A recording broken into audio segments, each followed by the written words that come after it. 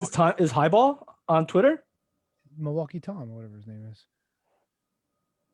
His name is the Mott Spock. He is Milwaukee Tom. We are the Shining Wizards. We're live. We have a jam-packed episode. Now, before we started recording, Tony's going to be in the Thunderdome tonight, right? 9:00. Yeah. As a matter of fact, if you guys are watching live, you can see to my left, I've got this fucking thing set up so I can go live on cam. And that is a short circuit. Johnny Five alive.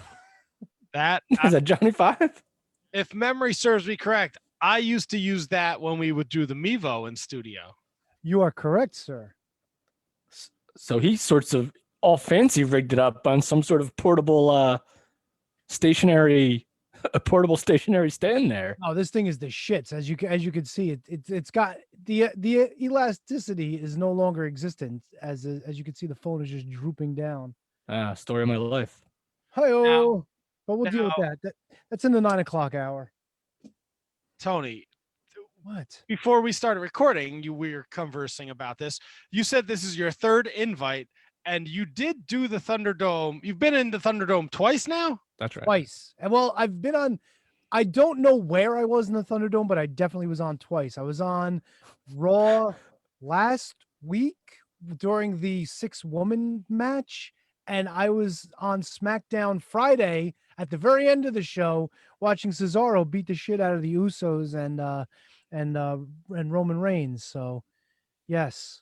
I don't know how long I was on because it was the end of the show, but I definitely caught the end, and it's a weird experience. So are you just totally? Yeah. I don't know what you're seeing on the screen. Is it what people are seeing on TV? Yes, and it's got my head in the corner, so I stay where my head is supposed to be. And you hear a producer in your ears going, "All right, let's hear it. Come on, cheer for these guys." And you go, "Yeah!" and do all that shit. And then when the bad girls were winning, he's like, "Come on, folks, let's boo these guys." And you're like, "Boo!" It's so easy to get caught up in the thumbs down nonsense that I shit on a couple weeks ago, but I was just kind of doing it to be a dick. And I actually got booted during the commercial break during the women's match. I don't know how that happened, but they probably needed to make room for someone with more enthusiasm, I guess. Apparently, Kev, I don't think I was living up to the hype. Now let me ask you this though: is there a delay? Say they tell you to boo somebody. Am I watching you boo like the next segment, or are you like booing in real time? It's in real time. Like I'm assuming there's a delay from what you see on the TV, but when you're in the app and like what you see on screen is actually happening in real time. So that's cheer, boo, whatever. Pretty sure Matt and I didn't see any of it. So barely on, and don't forget there's screens all over the place. So who knows? I'm not talking about you. I'm just talking about the shows. Oh, there you go. I you know what? I have seen a couple emails come across my email about getting in on the Thunderdome, but I just delete them because I have zero interest. And Tony, I love you to death. I see you a couple times a week. You're in my dreams. I'm not watching Raw looking for you. You're not going to suck me into putting on Raw to look for you tonight while we're doing this show. No, it's not for you guys, but it's more like for the folks if they want to play along at home, maybe click on. Look, I'm not going to be on Raw for like a half an hour. It's going to be like a minute, and then they're going to boot you. That's it. You only get a minute? They boot people that often? Well, yeah, because they got to keep it moving. Like my call time is 9:00 tonight, but when I go in at 9:00, your call time. Oh, I swear to God, dude, I got an email. No, I get it. Call time. So do you get to go to catering first, or what? No catering for me. And they sent me, they sent me my checklist as to what to do and in order to have a great experience. And is there do you got to pitch ideas to Adam Pearce and Pat Buck first, or what? Or do you just go right? No, they call me direct for that. You know that. Come on. Is there a list of things you can't do? Yeah, of course. Can you give me a couple of those things? I'm curious. Yeah, give me 1 second. I'll show you the. Let me just. Can you bring a poster into the Thunderdome, or do they confiscate that at the door? It's got 9 p.m. tonight, so that's my. And then you click the link. All right. And if you can't get in at that moment, they kick you for 3 minutes, and then the thing pops up again. So you have to maybe do it a few times, and then you'll wind up getting a spot when they open up. Because they're constantly looking for people to get fresh in there, Okay, so here's your checklist. What steps can I take to get the best internet connection? What platforms are compatible?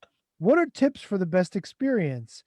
You see, this is not the checklist that I had. I might have posted that in the Discord last time when I first got on, but Oh, they I give you read a it whole checklist, thoroughly. like what to do, what not to do. Only one person is supposed to be on the camera. You're not supposed to have anything like indicative of like advertising or anything behind you, or wearing anything like indicative of advertising stuff. Shit like that. No, what if Kenny Omega was with you in Studio A? Would that be allowed? Oh, they'd boot me and they'd probably take me off the list. Because Kenny Omega snuck in. And so did Chris Benoit, and so did some beheading video. And yeah, there was That's pretty impressive that Benoit got in there. Not gonna lie to you. Back from the Can we do it? Can we do a zombie Benoit? No, you can't. Yes, I can do it. Wait, I will kill you with weights. Weights instead of brains. Weights. With the dog is outside with the weights. Woof, woof. Yeah. Matt, who's on the show tonight? We got Mike Spear Jr. He's a comic book writer. He's got a Kickstarter going on for the Championship Wrestling League. He's going to join us for a couple minutes. New Jersey fella. And then at 8:30, Dan Perch. He's known as Ref Perch in the independent wrestling scene. He's done stuff with AEW, Swoggle's promotion, Evolve, Ring of Honor. Oh, get out of here. Yeah, he does it all. He's a Milwaukee guy. Milwaukee Tom highly recommended him. So we figured things out, and they're going to be joining us both this evening. We have a lot to talk about. There was the Booker T biography last night on A&E. I did watch the Macho Man one finally. I got a lot of problems with the Macho Man one.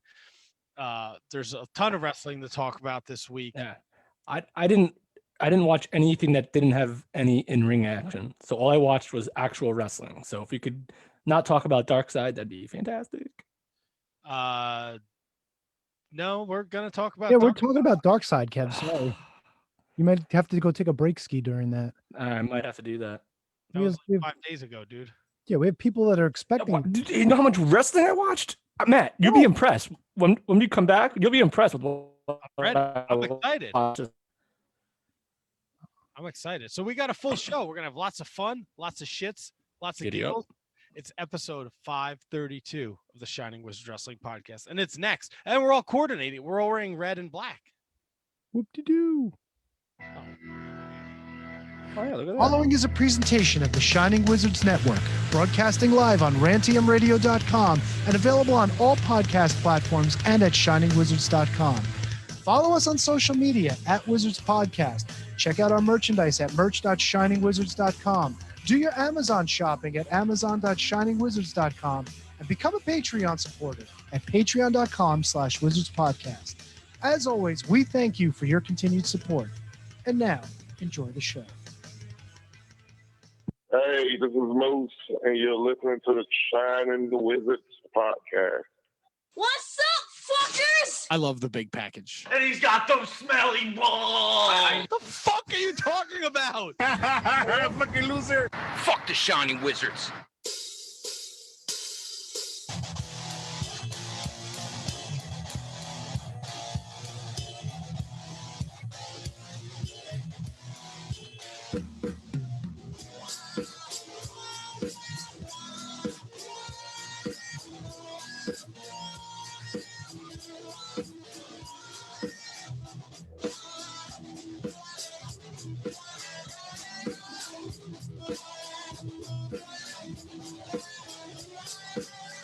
Welcome, everybody, to episode 532 of the Shining Wizards Wrestling Podcast, where, of course, it's wrestling talk.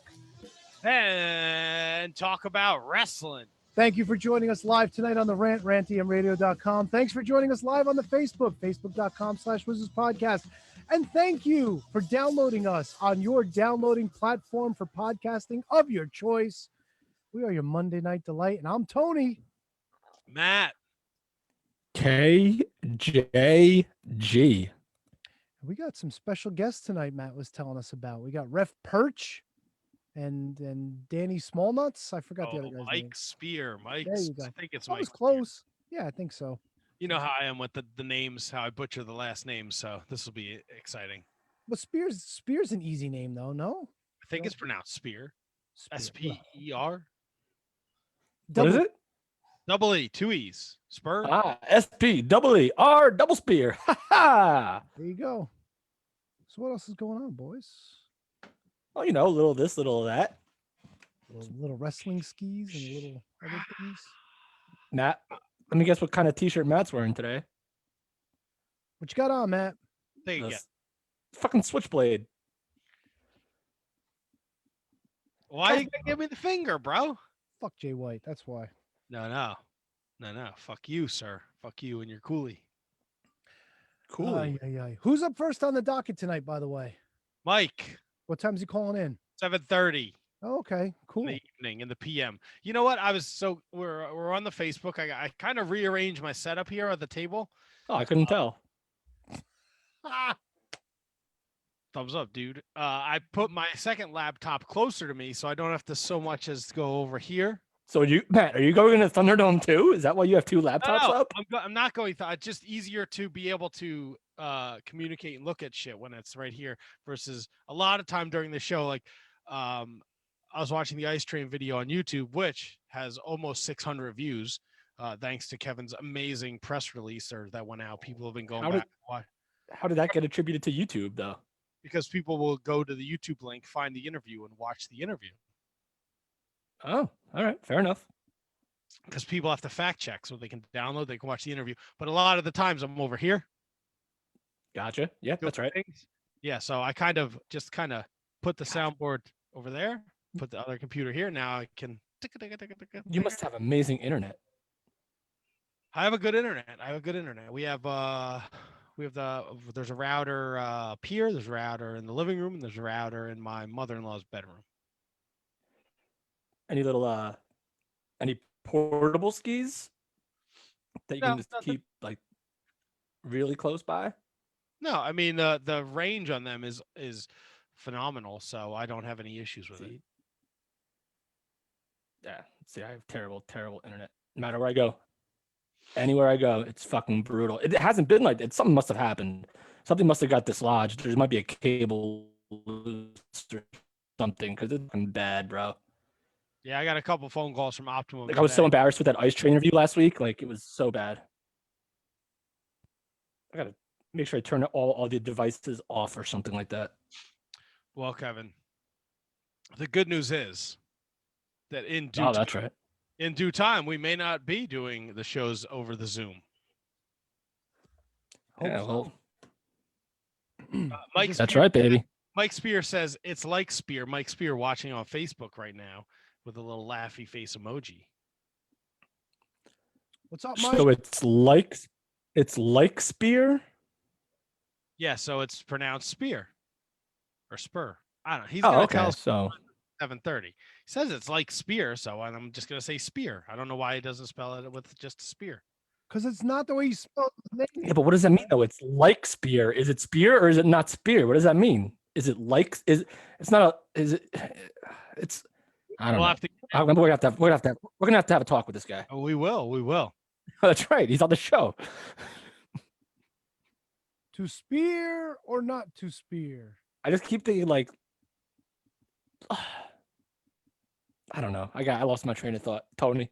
So since Kevin doesn't want to talk about it, let's talk about the biographies and things. So Matt, you want to talk about the Macho Man? A little follow up from last week. I don't have to pee yet. First of all, if you haven't watched the Macho Man thing yet, yeah, no, that's fine. That's fine. I don't care about the Macho Man one. It's over, brother. No, that's fine. Booker T though, you got to give me some time because I actually really want to watch that. You know what? Booker T was a good piece.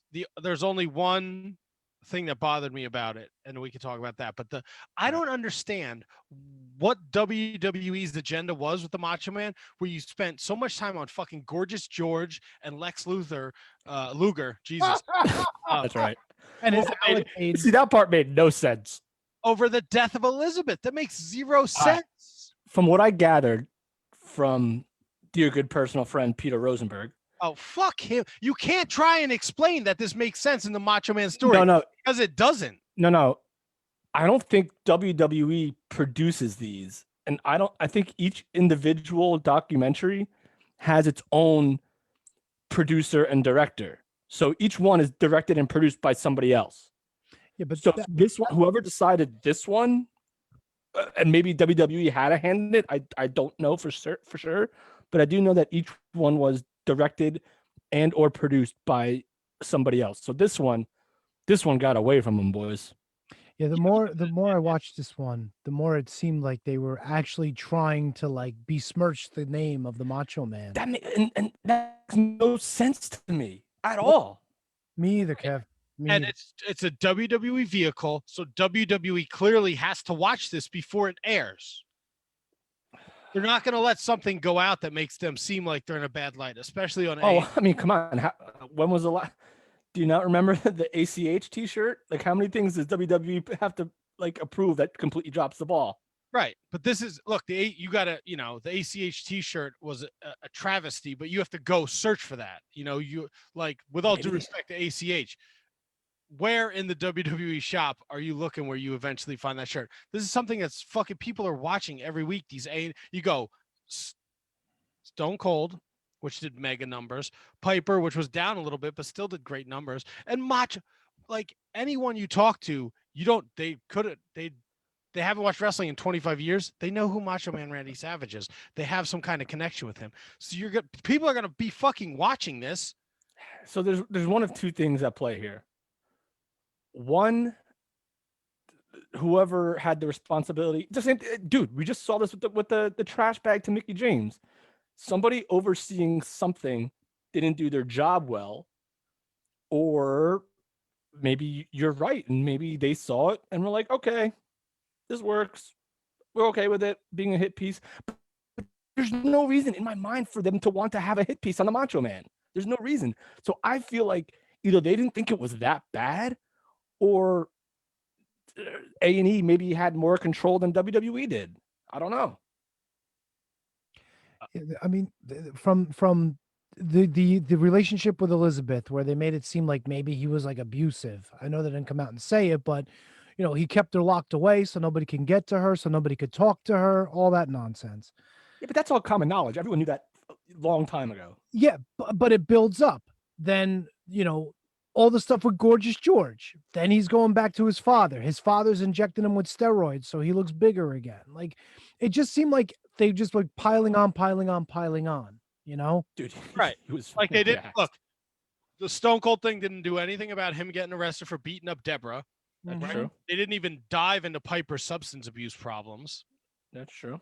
Like, and look, I'm not what it's A&E, it's WWE. I want what they did last night with Booker T, but even there they dropped the ball. How do you? And Tony talks about this ad nauseum with Booker T. They didn't bring up fucking WrestleMania 19 at all. And supposedly they had a ton of stuff that they filmed for WrestleMania 19, the whole story with Triple H, and none of it aired. How do you do that? Whatever. But the whole thing, like the whole thing with Booker T was too, it was like, we came through Global and people were throwing the N-word at us left and right. And it was really tough to get into the business being, black wrestlers. And then the whole thing where like he looked to Junkyard Dog as an inspiration, as a role model, and he wanted to be that role model, for any other like black kids that wanted to get into wrestling, and it's a noble thing. But then like you leave stuff out, like the most important thing where like it was the storyline that he was going to stand up, like Triple H is like, you guys don't belong here, and then he winds up losing. Like, you got to go into that, dude. That's a big part of Booker T's career. No, the big thing was like he became King Booker. Which, fine, it was a great storyline and it was great development for his character as he moved on. But still, man, that was a big important part they dropped the ball on. Nah, I disagree with that.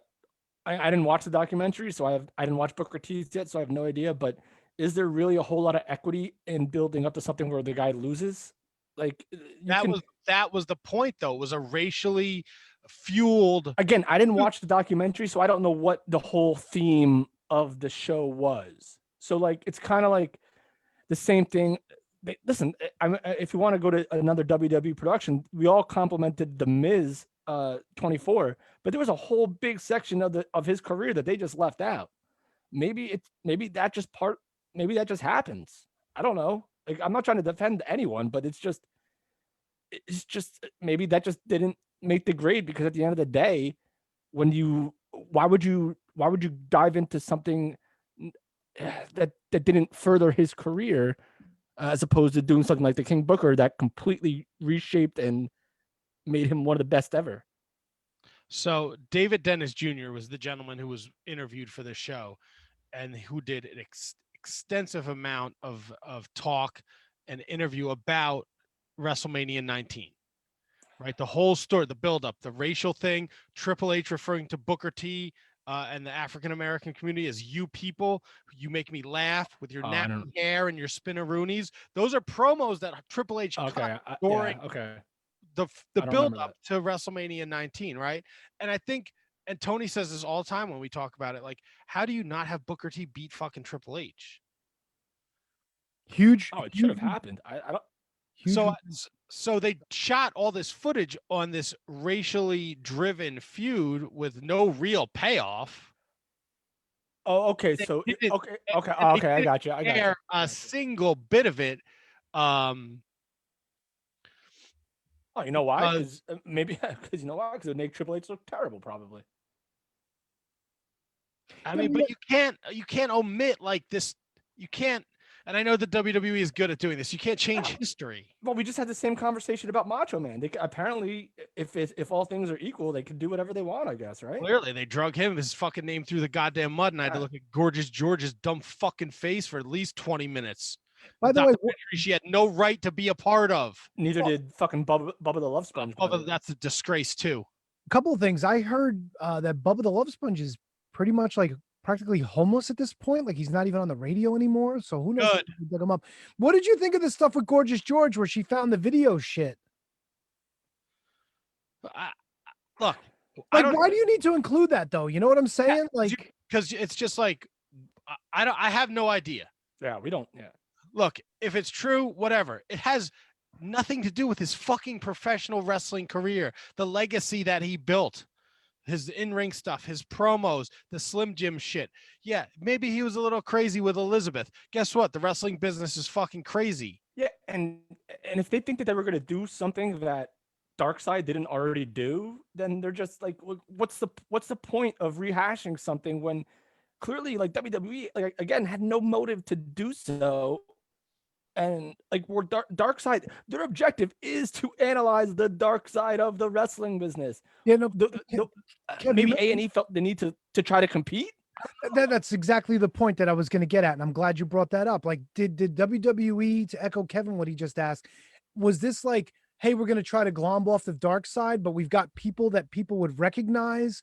Like, look, I know there's a ton of people out there that like Nick Gage. Somebody that watches WWE probably doesn't give a fuck all who Nick Gage is. You know what I'm saying? Yeah, I said that last week.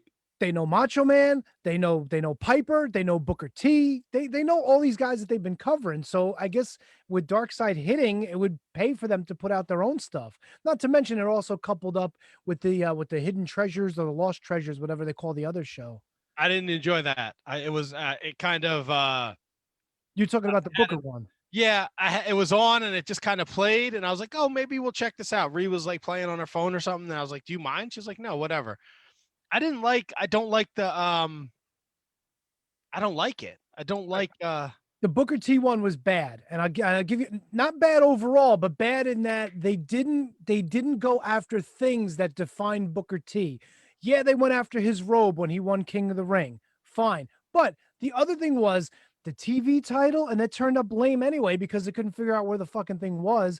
But then on top of that, did they ask Hacksaw Jim Duggan? Maybe it was still in the garbage can. See, this is what they did, Kevin. They started with Duggan, and they were like, Duggan sold it to a private collector 20 years ago. And guess who appeared on the show as the guy to try to find it? Dan Lambert. They went to Dan Lambert's Conrad house. Thompson. Oh. Huh? They went to his house, and he's like, unfortunately, I don't have it. But he did say, if I had it, I would just give it to you right now. He would absolutely just give it to Booker T. But the other thing was the Junkyard Dog's collar. That's a great piece for JYD. That's not a Booker T piece. You know what I'm saying? Yeah, but so what I got from the show is they're not collecting these pieces for these individuals. They're collecting it for the warehouse. WWE warehouse. Well, here's the thing. If you pay attention, they keep dropping hints that these things need to be on display so everyone can enjoy them, not just so-and-so who we're getting them from. See, that's not what I got out of the Mick Foley episode at all. The Mick Foley episode made me feel like Mick Foley wanted these for him. No. It's all going to the warehouse because at the very end of every episode, the curator or whatever his name is at the warehouse, they're putting these things on display. I get the feeling that probably at the end of this season, they're going to have an announcement that they're putting together a Hall of Fame somewhere. Yeah, probably. I think That's the way everything's been moving with this. Well, then the first episode was 100% misleading. I know WWE maybe gives him the budget to buy what he wants, but like the way the first Mick Foley's the only one that I watched, but to me that made me think that Mick Foley really wanted these items. No, so here's the thing you missed out on. Undertaker had his original robe that he gave to them because he was on the whole episode. Kane was on that episode too. Kane had his Unabomb outfit, and I think the second Kane mask that was in existence. And he made a deal with them for charity. But no, these were the guys whose property they were that they were legitimately giving up to give to AJ to take back to Stamford for the warehouse. They're building something, dude. It's coming. I don't know when it's coming, but they've been hinting at it. Like this stuff is supposed to be for everyone to enjoy and remember and see and look at and all this other stuff. Yeah, I've heard like maybe like an exhibit maybe in like Universal or something like that somewhere in Florida. I don't think it's going to be a standalone building. It'll probably just be an exhibit that you can put up and put down whenever you want. Yeah, the only other thing is if they're going to wheel this thing around every year, like at WrestleMania Access and shit like that, and that would be kind of a waste to be shelling out all this money for stuff just to put it on display for like 2 days out of the year. Oh, I mean, I don't think anything would stop them from shipping all the stuff to anywhere WrestleMania was. No, but what I'm saying, like all this stuff is like estimated value, $10,000. Like they're gonna start shipping hundreds of thousands of dollars. Oh, dude, that's all show business, man. That's all. They probably gave the guys a couple tickets and a freaking hot dog and a handshake, and like now they got the stuff on display again. Come on, it's reality TV, man. This shit ain't real. Yeah, I think you're right. I didn't enjoy it, and then the Lawler one came on right after, and I was like, I don't have any interest in watching this. I'm like, do you want to watch the Son of Sam documentary on Netflix? Because this is not. Of course. What? I like the murder. I don't know what to tell you. I you can't watch wrestling 24/7, man. Kind of sounds like you always do. Yeah. I try and watch as much as I can. I started Fall Brawl 95 today. Oh, how's that going? Oh, baby. It's going. I got 2 matches in and I fell asleep, so. Was Charlie Norris on the undercard? No, Charlie Norris is long gone by 95. How dare you besmirch the good name of Charlie Norris? I didn't besmirch. I asked a question. Sarcastically. No, I asked it with all sincerity because I know you're a Charlie Norris mark. I don't know if there's enough. I don't know if there's enough of Charlie Norris's career to actually be a Charlie Norris mark. Why? You could be a mark of whoever you want, whether they wrestled 1 match or a million matches. Charlie Norris had a good run. I can't find any like old WCW Charlie Norris t-shirt or a headband or a feather set. What do they call that? A headdress? Headdress. Yes, headdress. I don't know. Oh, maybe you should talk to A&E and go on freaking Hidden Treasures and try to find Charlie Norris merch. Holy shit! Matt goes around looking for Charlie Norris memorabilia. There'd be a lot of bleeps and a lot of stops at like Chili's to get fucking Jack and Cokes and Crown and Cokes. Be a very boring show for some. No, I'd watch it. Fuck yeah, I'd watch it. It'd be like a six part series at the very end. Sorry, folks, we ain't found shit.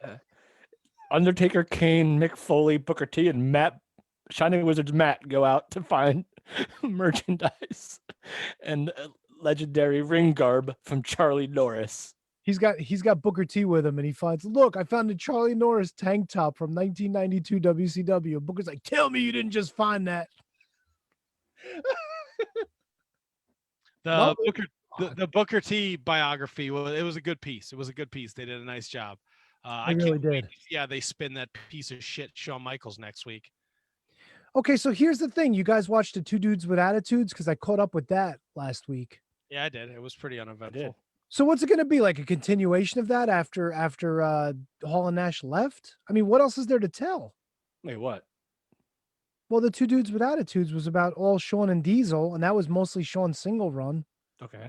So Mr. WrestleMania, Tony, hello. He never did a bad thing in his life since he found Jesus Christ. Wait, I'm confused as to what you think. I'm confused of what you're thinking is supposed to be a spinoff of what? What? Like a continuation of the two dudes with attitudes. Like it picks up where that leaves off because we already saw all the middle part. No, I think they're mutually exclusive. No, I get it, but it's like, is it going to be watching that same thing all over again? Well, Yeah. I mean, you're reaching a different audience. I don't think anyone that watches A&E is tuned in to Peacock or whatever it is, I guess. right? A&E has tons of fake TV shows, very relatable to WWE.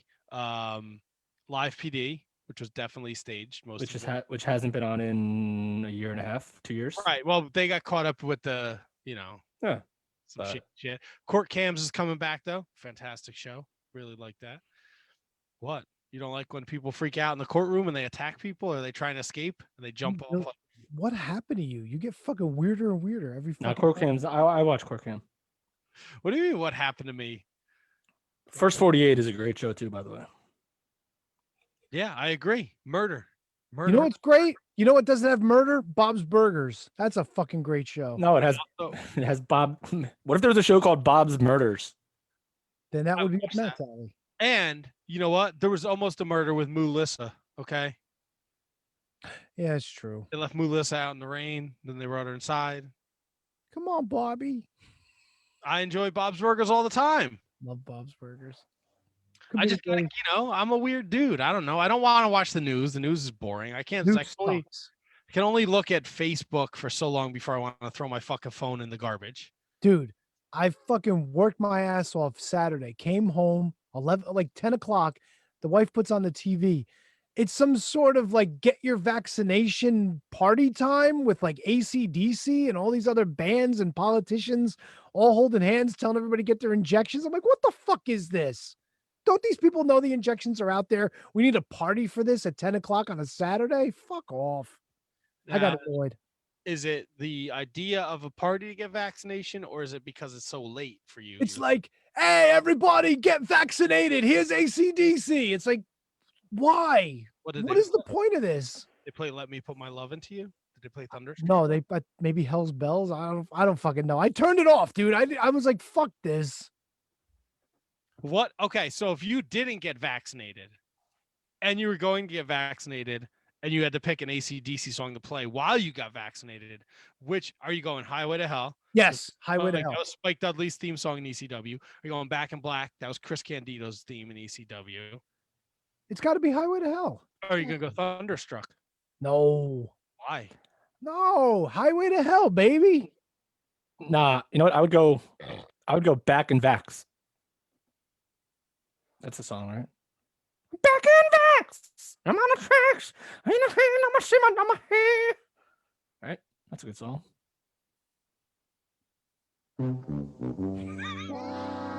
Tony, you don't touch the freaking soundboard for a year and a half.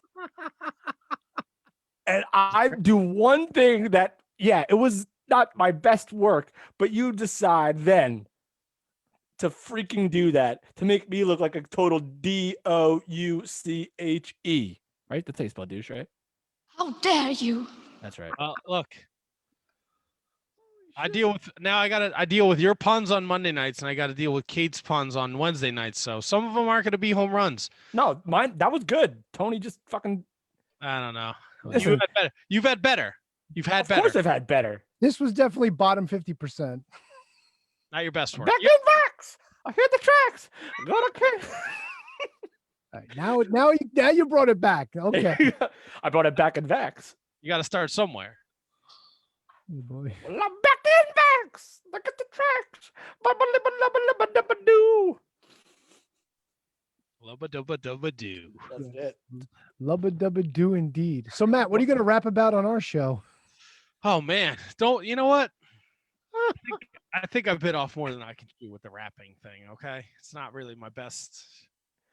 Oh God. It's not my best. What is my best hat that I wear? All you got to do is go, here's number 5. Hey, he's great. Now here's number 4. He's great too. Number 3. He's so great. What did you do? I'm rapping the top 5 from AEW. No, not you. What what did you do? No, not you. What Matt, what did you do? Well, you would know if you listened to the Wednesday night show, Kevin. Correct. Ding. It's only I did- Friday. Give me some. Oh, it's only Monday. Oh no, wait. Oh my God. I did buy all the Series 10 Vaders that were at the Target today. Oh, that's cool. Yeah. That's great. What Target? The one in East Hanover? No, the one in 46 in Parsippany. Ooh, can we get some local? How's that doing? How's that Target for figs, by the way? They have a couple of those WrestleMania figures, the Edge, the China. There was a Tatanka there today. I scooped up the 3 Vaders. Because the one on Route 10 is terrible. Yeah.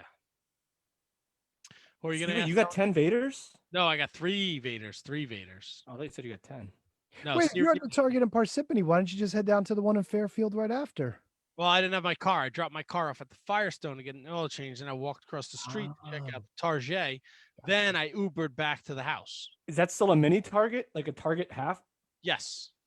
And they got better. They probably do have a better figure selection than the one in East Hanover. Yeah, and I've given up going to the Walmart by me. The Cedar Knolls. It's fucking hot garbage. I hope it burns to the fucking ground. No AEW figs, so I shouldn't even waste my time. The only time I found them was that one time I went there to get kitty litter, and that's when I got the Series 1.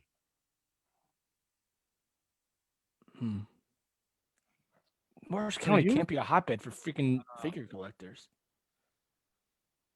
The way the mic was in front of your face, Tony, the corner, from my point of view, looked like you had a giant booger hanging out of it. Yeah, there's a big There's white spot on the back of that. Oh. You're just dreaming about Trevor Murdoch finally winning that NWA World Heavyweight. No, I thought it was a booger for a very long time. I actually tried to move it off my screen first. Oh, Oh, you're clear. It's just a screw on it's the literally directly under your nose. Oh, this? Yeah, it's still there. So it looks like you have a giant boogie. It's the It light looks- hitting off the windscreen. That's why. I don't know. Well, fuck it's it. a I big got old booger boogie. in my nose. I'm fucking Shawn Michaels at WrestleMania 8. What do you want me to tell you? Or I Owen will- Hart at It was. Survivor Series? Yeah.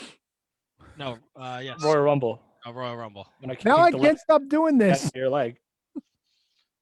I can't stop looking at it now. It's gonna freak me out the entire show. So, Mike, how you doing? Wait.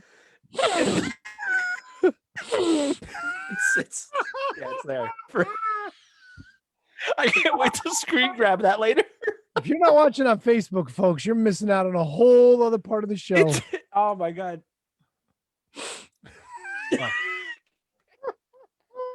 You are the booger master. I'm gonna move it down. Oh. It needs to be done. Yeah, All right. is that Now better? it looks like it serves a purpose. Now, yeah, better now. More gooder. Now it looks like he's drooling. Look, he's got a loogie spitting out of his mouth.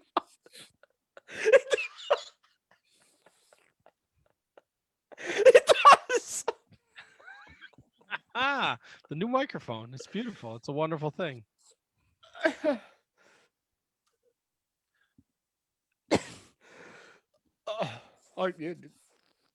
Now you got to bring it back up so it's a booger now. We have a guest now, so you have to go booger. Well, our guest left. He quit. He said, "Fuck these Fuck you booger guys." eating He's like, he pigs." saw what we were doing. I think he saw your booger. Said you guys Yeah, can't. fucking- Thanks for bringing this up. I'm It's ruined for the night. It's awful timing. Can you get your booger on the Thunderdome? Ooh, I'll just sit there like this. Hey, can I make it look like I'm doing coke? No, it looks like a loogie. I can't wait till you accidentally really like fucking snot rocket on it in the middle of the show. That's not I- bad. Matt, I think I'd rather have him put it back up because it's actually not that bad right now. Thanks, Kate. Somebody's calling me Booger T. I'll give her that one. Ah, there we go. Oh boy. Wait, did we lose our guest for real? No, he left. He said, "Fuck you guys." He's figuring it out. He's figuring out Zoom. Oh, okay. That's all right. I was supposed to tell you something. It's StreamYard. Kate sent me an email about it. Yeah. Oh yeah, she sent me a text about it too. I completely forgot about it. So that's but- how like people can actually join in if they wanted to. They can come on. But can you do that like not through Facebook? I thought that was just a Facebook vehicle. I don't know. Haven't really looked into it. It was a busy week. Mother's Day.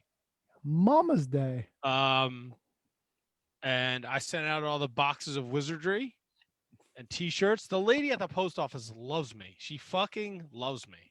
What's up, Mike? How you doing? That's not Mike. I'm telling a story. I know we have a guest, but I'm telling a story He here. waved hot. I don't want to interrupt this great conversation you guys had going on. Yeah, he waved. He knew there was a story going on. Trust me, Matt at the post office is not very interesting. No, me and the lady were laughing at the dude who was applying for a passport that he needed in 4 weeks, and we were laughing that he wasn't getting his shit, so we better cancel his trip. That's not nice. Come on. Well, don't wait till the last minute to get a fucking passport. 4 weeks is not the last minute. What's wrong with you? During No. COVID, it is. Yes, Well, it is. Dude, you know, 4 weeks is what it used to be for an expedited passport. Nah, you could express that shit now like overnight if you go to Philadelphia. No, to get a passport. Yeah. If you go to Philadelphia, who wants to go to fucking Philadelphia? Oh, really? Didn't you go to Philadelphia every 3 weeks to go see ECW? That's a good point. Yeah, it was the only thing that was worth going to Philadelphia for. The rest of the city could burn to the fucking ground. That's a Wow. Mets fan, baby. How do you feel about Philadelphia? Love it, of course. There you go. Mike, how are you tonight? I'm doing great, guys. Thanks for having me on. I know I thought it was a whole bunch of codes and passwords I'd have to enter before I joined in, so I clicked the link. I was like, oh shit, let me get out real quick. No, we're very stupid, so we make it simple for everybody. I like Yeah, you how figured I'd use this shit enough now. you also have red on and you match all of us. This is fantastic. I saw that, yeah. Did you do it on purpose? Now, is it Mike Spear? It is Spear. Yeah, real easy to remember for So wrestling fans. it's not like Spear. It is. Yeah, it is Spear. Well, I said like Spear, S-P-E-A-R, because that's obviously Spear. But yeah, S-P-E-E-R is Spear. All right. All right. All right. At the Ace Man Cometh on the Twitter machine, you are a comic book writer, Yeah, I'm trying to be. and you're jumping into the world of professional wrestling. What's the genesis of this wonderful idea? So, Championship Wrestling League, the comic, is pretty much a wrestling promotion in itself, in its entirety, but localized in a comic book. So it's not a coming of age tale. It's not a kayfabe breaking story tale. It's everything on the other side of the curtain, in-ring action with backstage promos and all that kind of shit. But a comic or a wrestling promotion, but in a comic. What is this like? Now we're wrestling figure collectors, and me and Kevin had figure feds. Is this like you had a fig fed when you were a kid, and now you're putting it on paper? No, it's completely original. I mean, yeah, but everybody, did backyard wrestling and shit like that and played with tons of wrestling figures. I still have all my Hasbros and my LJNs and stuff like that. But really, I'm trying to take a little bit of old school with a little bit of new school, because I obviously want to bring in fans today who, I guess, they're not getting everything they want from the product right now. So the pace of the action is a little bit slower. It's a lot more character-driven, storytelling-based, because it's still, obviously a comic book. So the action can go so far. But the storytelling is really where it comes out, which I think, in certain parts of wrestling it's missing, where you're not as invested in the stories like you used to be. So I'm hoping a comic book can do that, can tell a story in a different way, can tell action where, like I said, slower pace, every move means something. So everything's condensed and tightened up. So it's just, wrestling action, wrestling storytelling in a comic book. So being a wrestling fan, King Terrence King and Scotty Sundown, obviously you draw little bits and pieces of maybe your favorite wrestlers or characteristics that these guys have that maybe you pulled from somebody you grew growing up. Is there any similarities in the comic book to maybe like the Hulkster brother? Everybody is pulled kind of from somebody. So like you can tell, like on the first page that's on the Kickstarter page, you see the announcers as you see. If you've been a fan since since at least the 90s or even the late 80s, you can tell that's Jim Ross. It's Jim Ross, and the other guy's based. Handsome Russ Manson is based off of Jesse Ventura. King Terrence King, the champ, he's kind of a mix of King Harley Race and Super Macho Man from Super Punch Out. That's why he's got kind of the blonde curly hairs, big douchey looking guy, and he's your heel champion against Scotty Sundown, who isn't particularly molded after anybody. But I was looking to do, if King Terrence King is the king and he's he's the big rich heel, I was looking for kind of a middle class white meat baby face to go against him. Like I've been describing, as Dusty versus Flair, as Austin versus McMahon. It's the guy who has everything against the common man, and that's the story I'm building to over this first arc. And the link for the GoFundMe, or the Kickstarter, the Kickstarter is on your Twitter at Aceman Cometh. It's right there. Now, let me ask you a question, because I was doing my research last night. This ends tomorrow? Yeah, there's pretty much like exactly 24 hours left in the Kickstarter, and I need like half of what I'm asking for. So there's still a long way to go, but I'm hoping this will be, the big last push that I need to get it over the line. Yeah, absolutely. And if you want to check it out, at the Ace Man Cometh is Mike's Twitter. You go right over there. It's right there in the bio. You click the link. Every dollar counts. Obviously, there's different tiers. You can be a character in the comic book if you got that fuck you money and you're looking to throw some of it Mike's way. He'll draw you nice and pretty. Maybe like he'll take a slob like me. He'll give me some muscles. Well, I wish I did the artwork. If I did the artwork, it probably would have been getting it done a lot faster. But there's a guy, his name's Mac Redwanski, and he does the artwork. There's another guy, Itchan on Street. He does the colors. And I mean, I've done the creating, the writing, the promoting, and all that stuff. Like on Instagram, the link's there too. I put up a whole bunch of pictures, everything like that. This book is going to get made no matter what, because it's a passion project of mine. I mean, I was in the business for a few years. I actually wrestled for ECPW for like 5-6 years. So I mean, a lot of that is like what I wasn't getting out of. Yeah, I know you guys didn't know that, right? What I wasn't getting out of wrestling, kind of, I'm trying to put into the comic book. And like I said, everything is on Instagram, tons of pages. I even have a few clips. I put up one the other day of me getting a concussion. So little Easter eggs. Well, Mike, I got an Easter egg for you. I don't know if you're familiar with the Shining Wizards Wrestling podcast, but Shining Wizards Tony, alumni from ECPW. That's right. Really? Yes. I've listened to you guys before, but I didn't know that. Oh yeah, Matt doesn't like when I bring up my career because he thinks I'm like overinflating my ego. But yeah, back in what was it, 98, 99 area? Oh, okay. Yeah, probably a little before your time. You look like a younger fella. I'm kind of old. I'm going on 37, brother. Sir, I'm 47. So thanks. I got a few. Oh, okay. All right. Then maybe you got me beat. Yeah, I broke in about August of 2005 was my first match. So yeah, I was much later to the game. So who was in ECPW aside from Gino? I'm trying to think. Were you there? Were you there when Wenzel was there? No, I was after Wenzel. A lot of the UWA Elite guys were there. Oh yes. So like KTB had been there for a little bit. Hedges had been there. Red Hot Russ was there.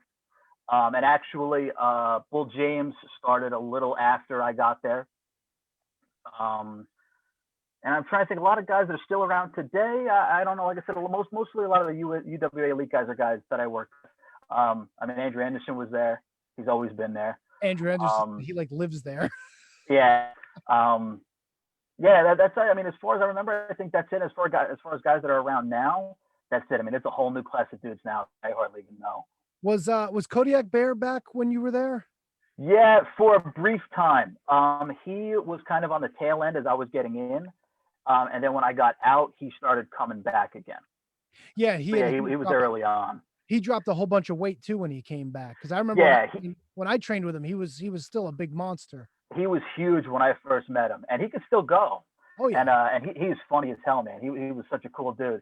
And then he dropped a ton of weight, and then he got back in for a little while.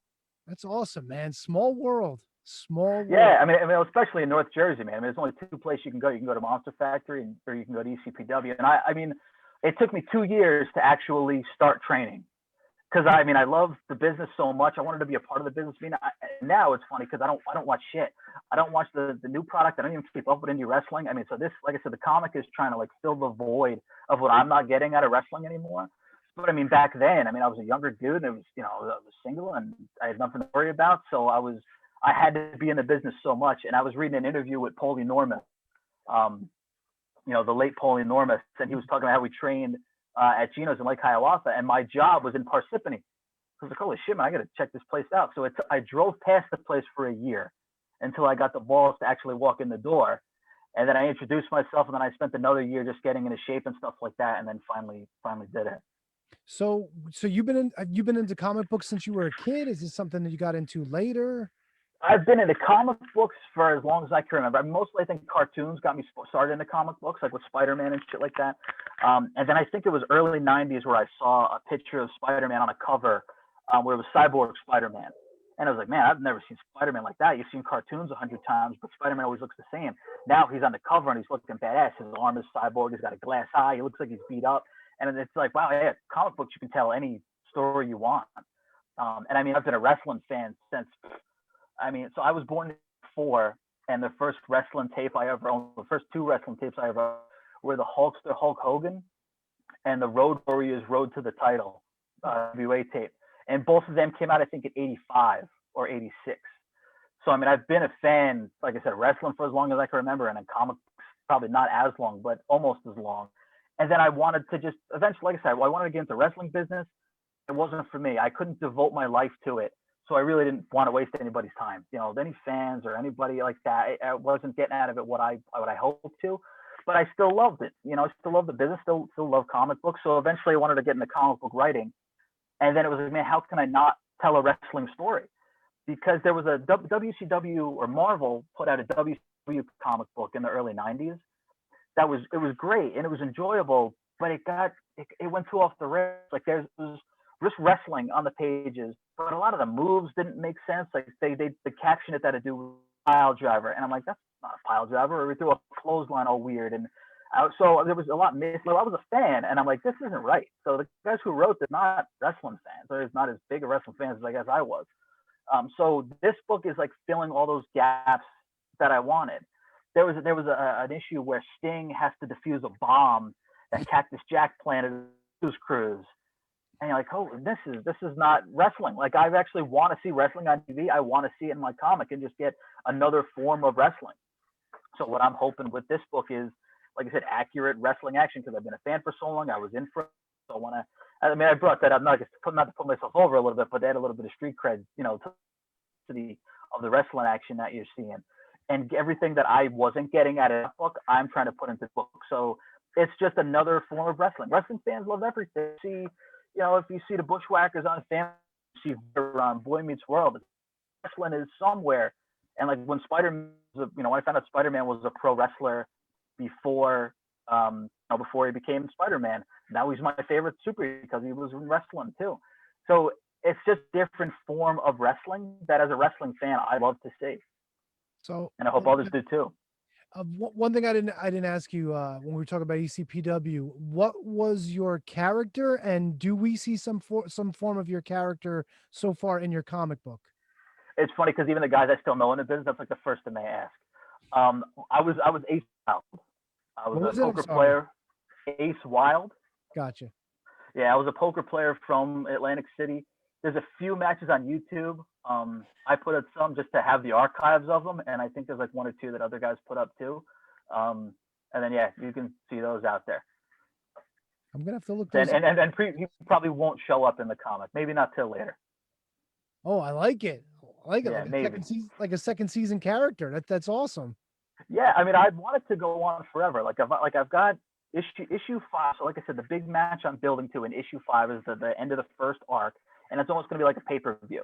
So each issue is going to consist of some interviews, some matches, all those different kinds of things. But the last issue in the arc is going to be one big match for the title, and I've got the finish of that all planned out. And then I'd like the book to just keep going as long as possible. Are we going to get a peek at any of the backgrounds of the characters, family life, what they do outside the ring? I mean, I know you were more like I want to see the action, but is there any story going on outside of that? Yeah, I mean, each character has their individual personality, obviously, and I've had the idea. I've got the individual artist on it right now who's ongoing for the series, and myself writing it. But I'd love to do different artists to do like one shots.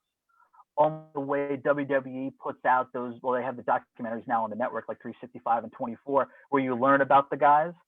And so I'd like to do one-shot issues like that aren't wrestling action, but they're like one-shot spotlights on each wrestler. Like maybe even towards the end of the first arc, like put one out on Scotty Sundown so you get to know what he's about, and get the fans into him a little bit more and learn about his background and his life and his upbringing, just like those documentaries you see on individual, wrestlers that are out now. That's awesome. Hey, Matt, did we find anything on Ace Wild yet, or are we still looking? I found are you Scott Aces Wild? No, Oh, it's a WYLDE. Ah, Come on, man. It couldn't be too blatant. Had to put a little twist on it, like it was a name. oh, there. You're not a wrestler if you don't spell your name with a Y in there somewhere. Exactly. Any I had the trash bag shorts too. Of course, I was a 2000s indie wrestler for sure. Did you have the did you have to battle the great Gino Caruso? I did not. When I was in ECPW, they started kind of branching it off, almost like two different brands, like Raw and SmackDown. They had Adrenaline, which was a lot of the more tenured guys, just like Raw and SmackDown. Yeah, where it was a lot more tenured guys. And then they did Showcase, which again, they still have these two brands now, but it wasn't like it was back then. And Showcase was like, actually Jay Lethal was on an early show. Arcadia, Eric Corvus, a lot of the UWA Elite guys, they were there before. What about let me throw a name at you just because he's a friend of the show. What about Big Ben? Oh, Big Ben Cromwell, yeah. AQ. Yeah. Oh yeah, he was there as I was getting out. He was coming in. Like I actually had, I think my last match was in like 2014. Where I went back for one more match because it was in my hometown, and I went to practice the week before, and Ben was the only guy I knew at practice. So I went there, and he remembered me, and I locked up and worked with him a little bit just to work out the ring rust. Was Sonny Kiss there when you went back? No, Sonny Kiss came out I think long after I was gone. I mean, like I said, I was only in for about 5 or 6 years. So I was gone by 2010 or so, and it was a whole new crop of guys coming in just after me. They still got that boxing ring in the back up at Gino's?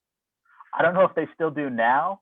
They did back then, where like the board would slide out, and when you're working spots in the back, the board would slide out, and you'd fall in the hole in the ring, and all right, everybody out and push it in, and I mean. Man.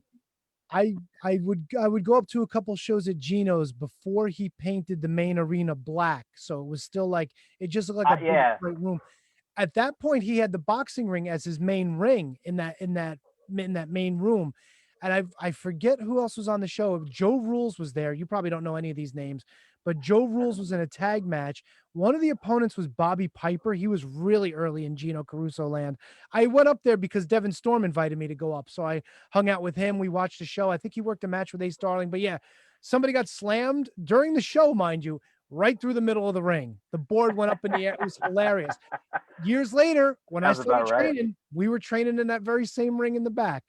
Can't believe it. Yeah, when I was in, they had just painted the place all black. I was a part of that. I helped paint it black and stuff like that. But they did have the new ring, and there was like the tape was coming off of the ropes, but they had just like retaped the ropes. When I was coming in, they were real because it was a whole new crop of guys, so they were really looking to revamp everything and set up sort of good TV. And that's actually right around the time, or actually just before I broke in, is when Jersey All Pro went there, and they filmed a few Jersey All Pro Worldwide episodes.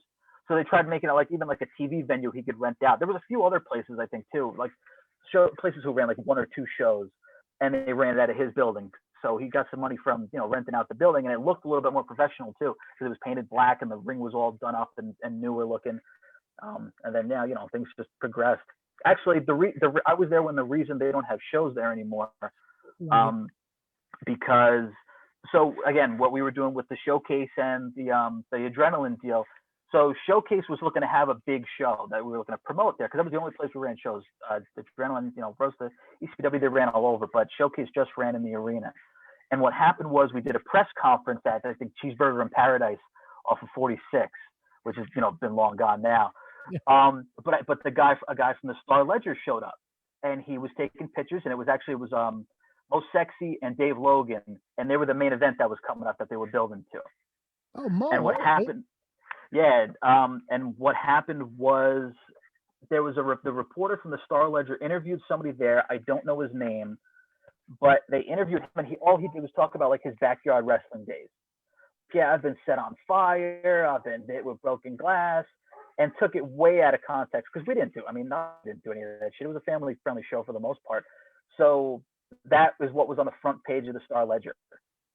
That got out. The people in the town didn't like hearing that. They thought that kind of stuff is what was going on at the. I mean, this is what I'm pretty sure happened. If I'm not, I mean, there's other people that probably might do, but and then people in the town of Lake Hiawatha heard this and they thought that's the kind of shows that were going on there, and they put the kibosh on having shows there because some newspaper article was taken completely out of context.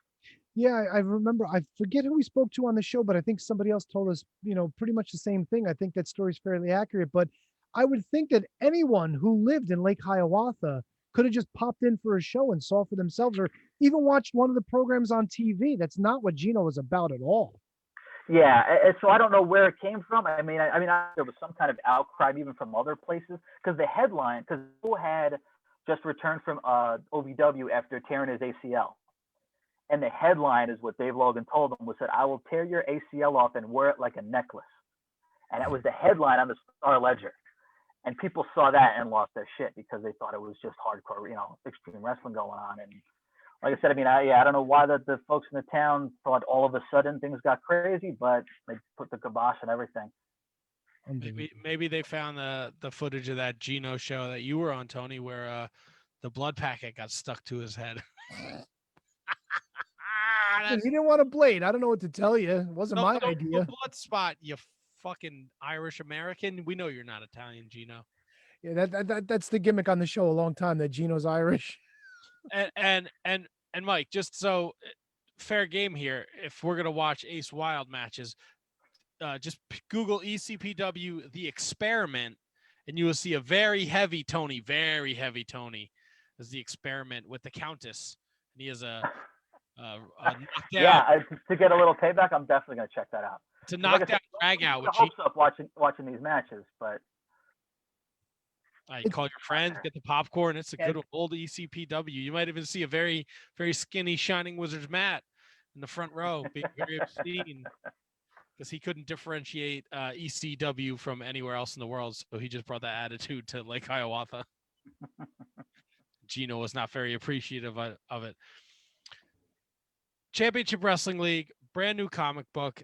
At the Ace Man Cometh on the Twitter machine. The Kickstarter link is right in there. We're down to like the last 24 hours. Every dollar helps. The book will get done, right? You said the book's getting done regardless. Yeah, it will get done no matter what, but getting this funds from the Kickstarter will sure as hell get it done a lot faster. And faster is good because we want to check this out.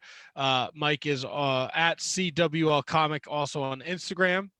So be sure you're checking that out. You're following them because even when the Kickstarter's over, like Mike just said, the book's getting done. But, if he can reach his goal in the next 24 hours, it'll get done a lot faster. And then it'll be in your hands a lot faster. And you can enjoy one wrestling comic book. Absolutely. That says it all.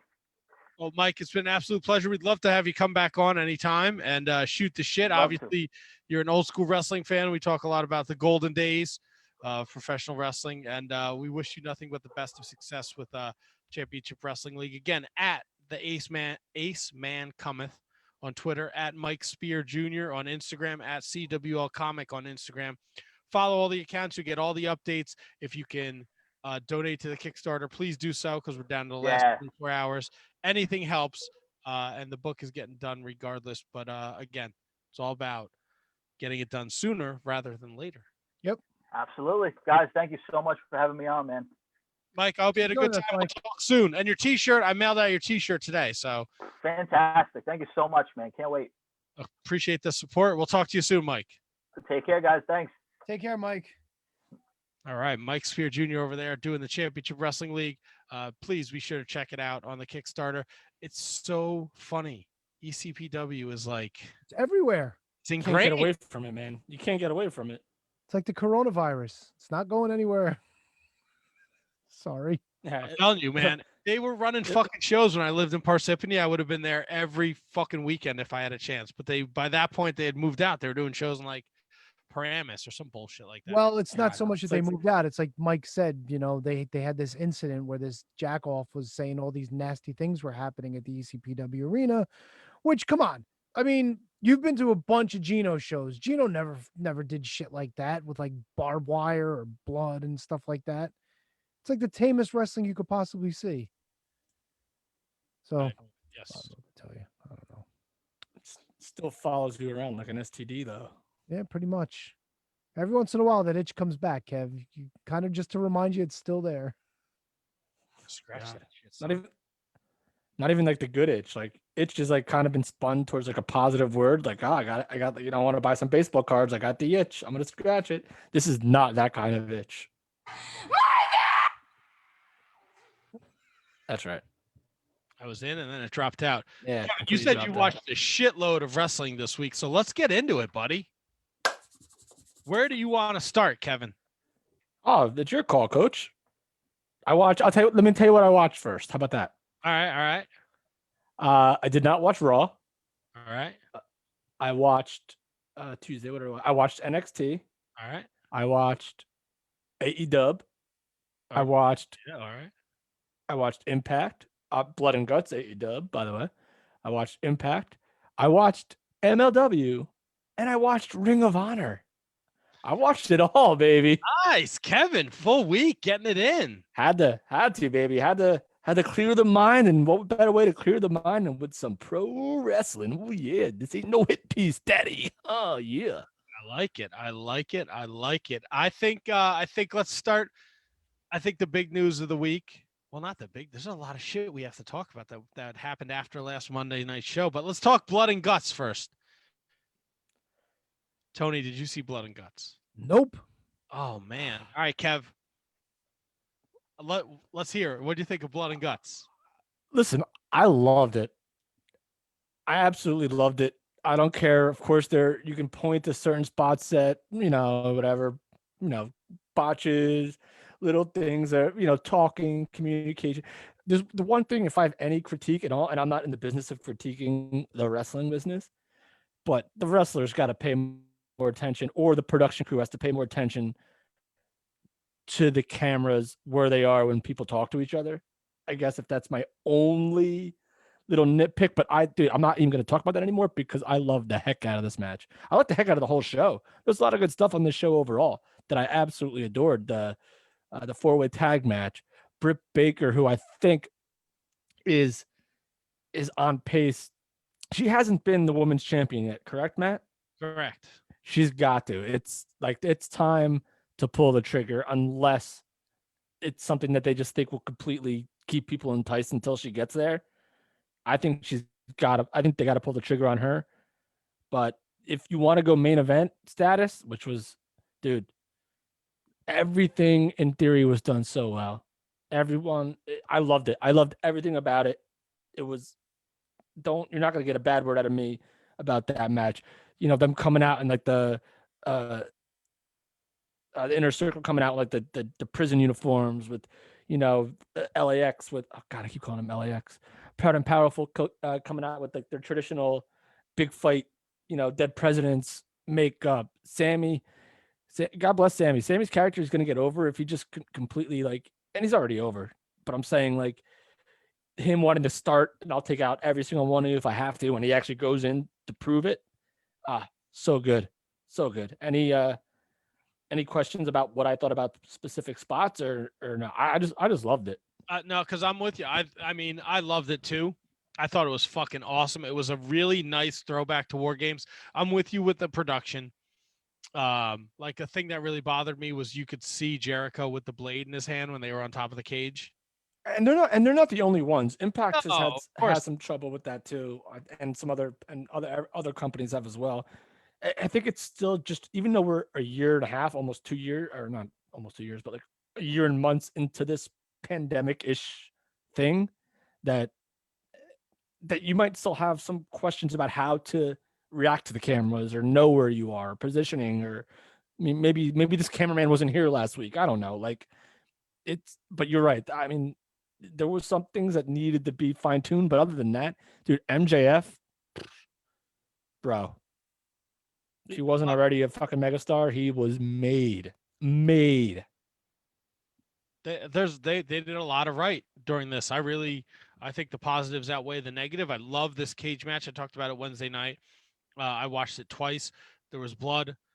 They put a fucking disclaimer at the beginning of the show letting you know, like, this is going to be like a war. This is exactly what it's described as, blood.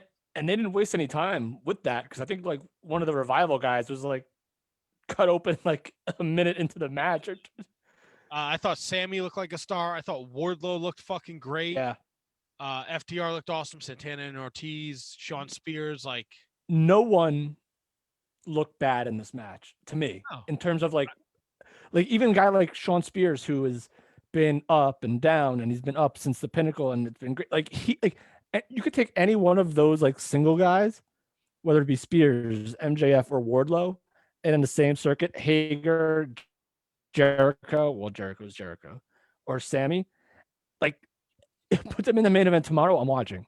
Same thing with, FTR and Proud and Powerful. They're just, it's hard to, other than like the nitpicking stuff, it's hard to criticize when you have that much talent in one match. It was just, I loved it. Now, it didn't bother me, but it was a lot of, what did you think about the Jericho fall? I think I knew it was going to happen the moment I saw that weird box that was there from the beginning. And I was like, is that a new entrance? Like, what is that? Like, that's bizarre. That's not usually there. Is it usually there? It's not usually there, right? No, it's not usually there. Yeah. So I was like, all right, that's got to be for that match. Again, it's something that they're going to need to learn to deal with, because WWE, it's happened. Like, someone makes a big fall, it's going to look padded at some point once they finally break through it. Like Shane McMahon bumps, like other than Mick Foley's in the Hell in the Cell, everything at some point is, once it breaks, it breaks. So there was a theory on the Wednesday night show, the Mark Order podcast. Anthony thought that rug that they had with the AEW logo on it, that was where he should have landed, because it would have done the same thing. But with the rug there, as he impacts, he didn't feel like the mats would come up, and you would see that there were pads under there. So that was a rug. That wasn't part of the. I didn't realize that was a rug. Yeah, I think when you go back and you look at it, it looks like that AEW logo is like a rug, and if he lands on that rug, so he did not land on that rug. He missed it. He overshot it, and that's when he hit, and you saw everything break, and the pads were exposed. Which again, it doesn't. Look, I'm not. I thought that was the way it was supposed to be. I'm not looking for another Mick Foley off the Hell in the Cell cage. Yeah. Like, it's the irony. I don't care. That doesn't bother me one way or the other. Unless Jericho got hurt, then that would bother me. But well, it's funny because the people who were upset that then whatever. It is what it is. I'm not complaining about a rug. Yeah, the people that got upset that Matt Hardy fell and hit his head and then continued his match are the same people that complain that there's mats there when Jericho falls. I don't think that's true at all. I heard that argument quite a bit. I think my concern, I didn't even see the spot. I'm just wondering, when are these spots going to stop? And it's not an AEW thing. It's a wrestling thing in general. Why do we always have to throw somebody off of something? This spot made sense in the match because MJF was like, surrender to, Inner Circle, or I'm going to throw him off the thing. And then once they surrendered, he still threw him off the thing.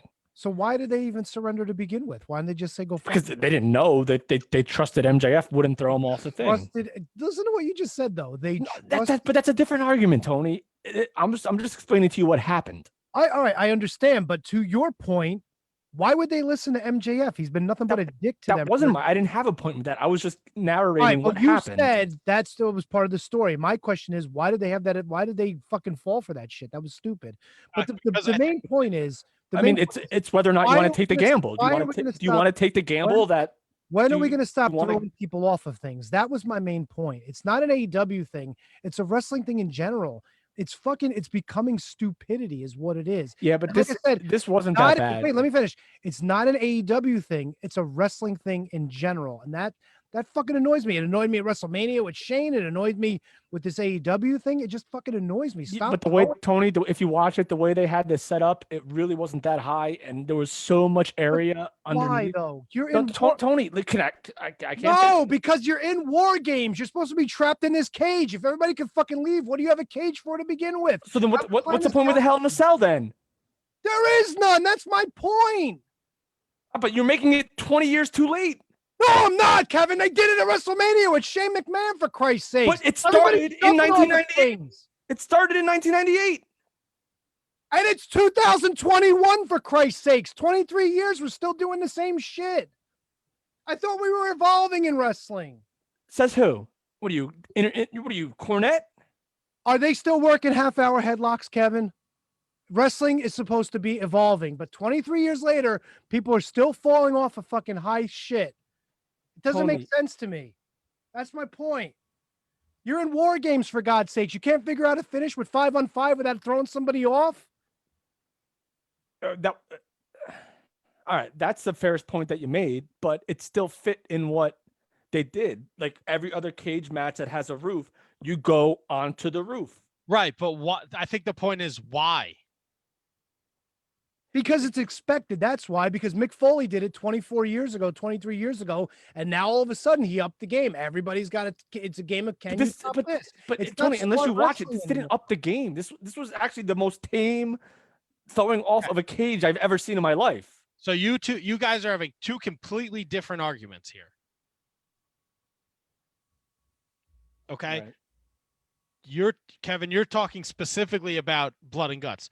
Tony's talking about every time there's a cage match with a roof on top of it. Or even without a roof, really. Since the Mick Foley thing, the expectations are there's going to be a cage, something crazy has to happen. And Matt, it goes even back further than that. Like, what about New Jack with all the shit in ECW? Fucking pulling Vic Grimes off, him and Spike Dudley jumping off the fucking balconies. I don't disagree with either of you.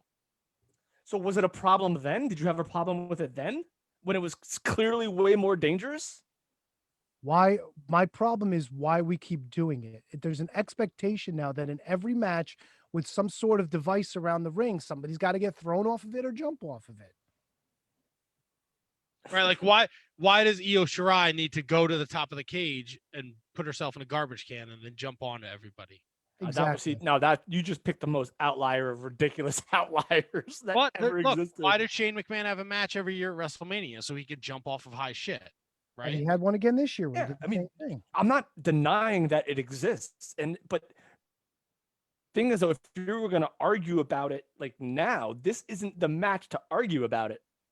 This is the safest one that you could possibly have. But he's not arguing about this match. He's arguing about in the world of professional wrestling, every time there's a cage match. All right. Well, then expectations are, and his question is, why does that have to happen? Right. The point of a cage match is to keep the participants in the ring. Then we do Hell in a Cell. And even with the first Hell in a Cell match, Kane rips the fucking door off. So we've completely defeated the purpose of the Hell in a Cell.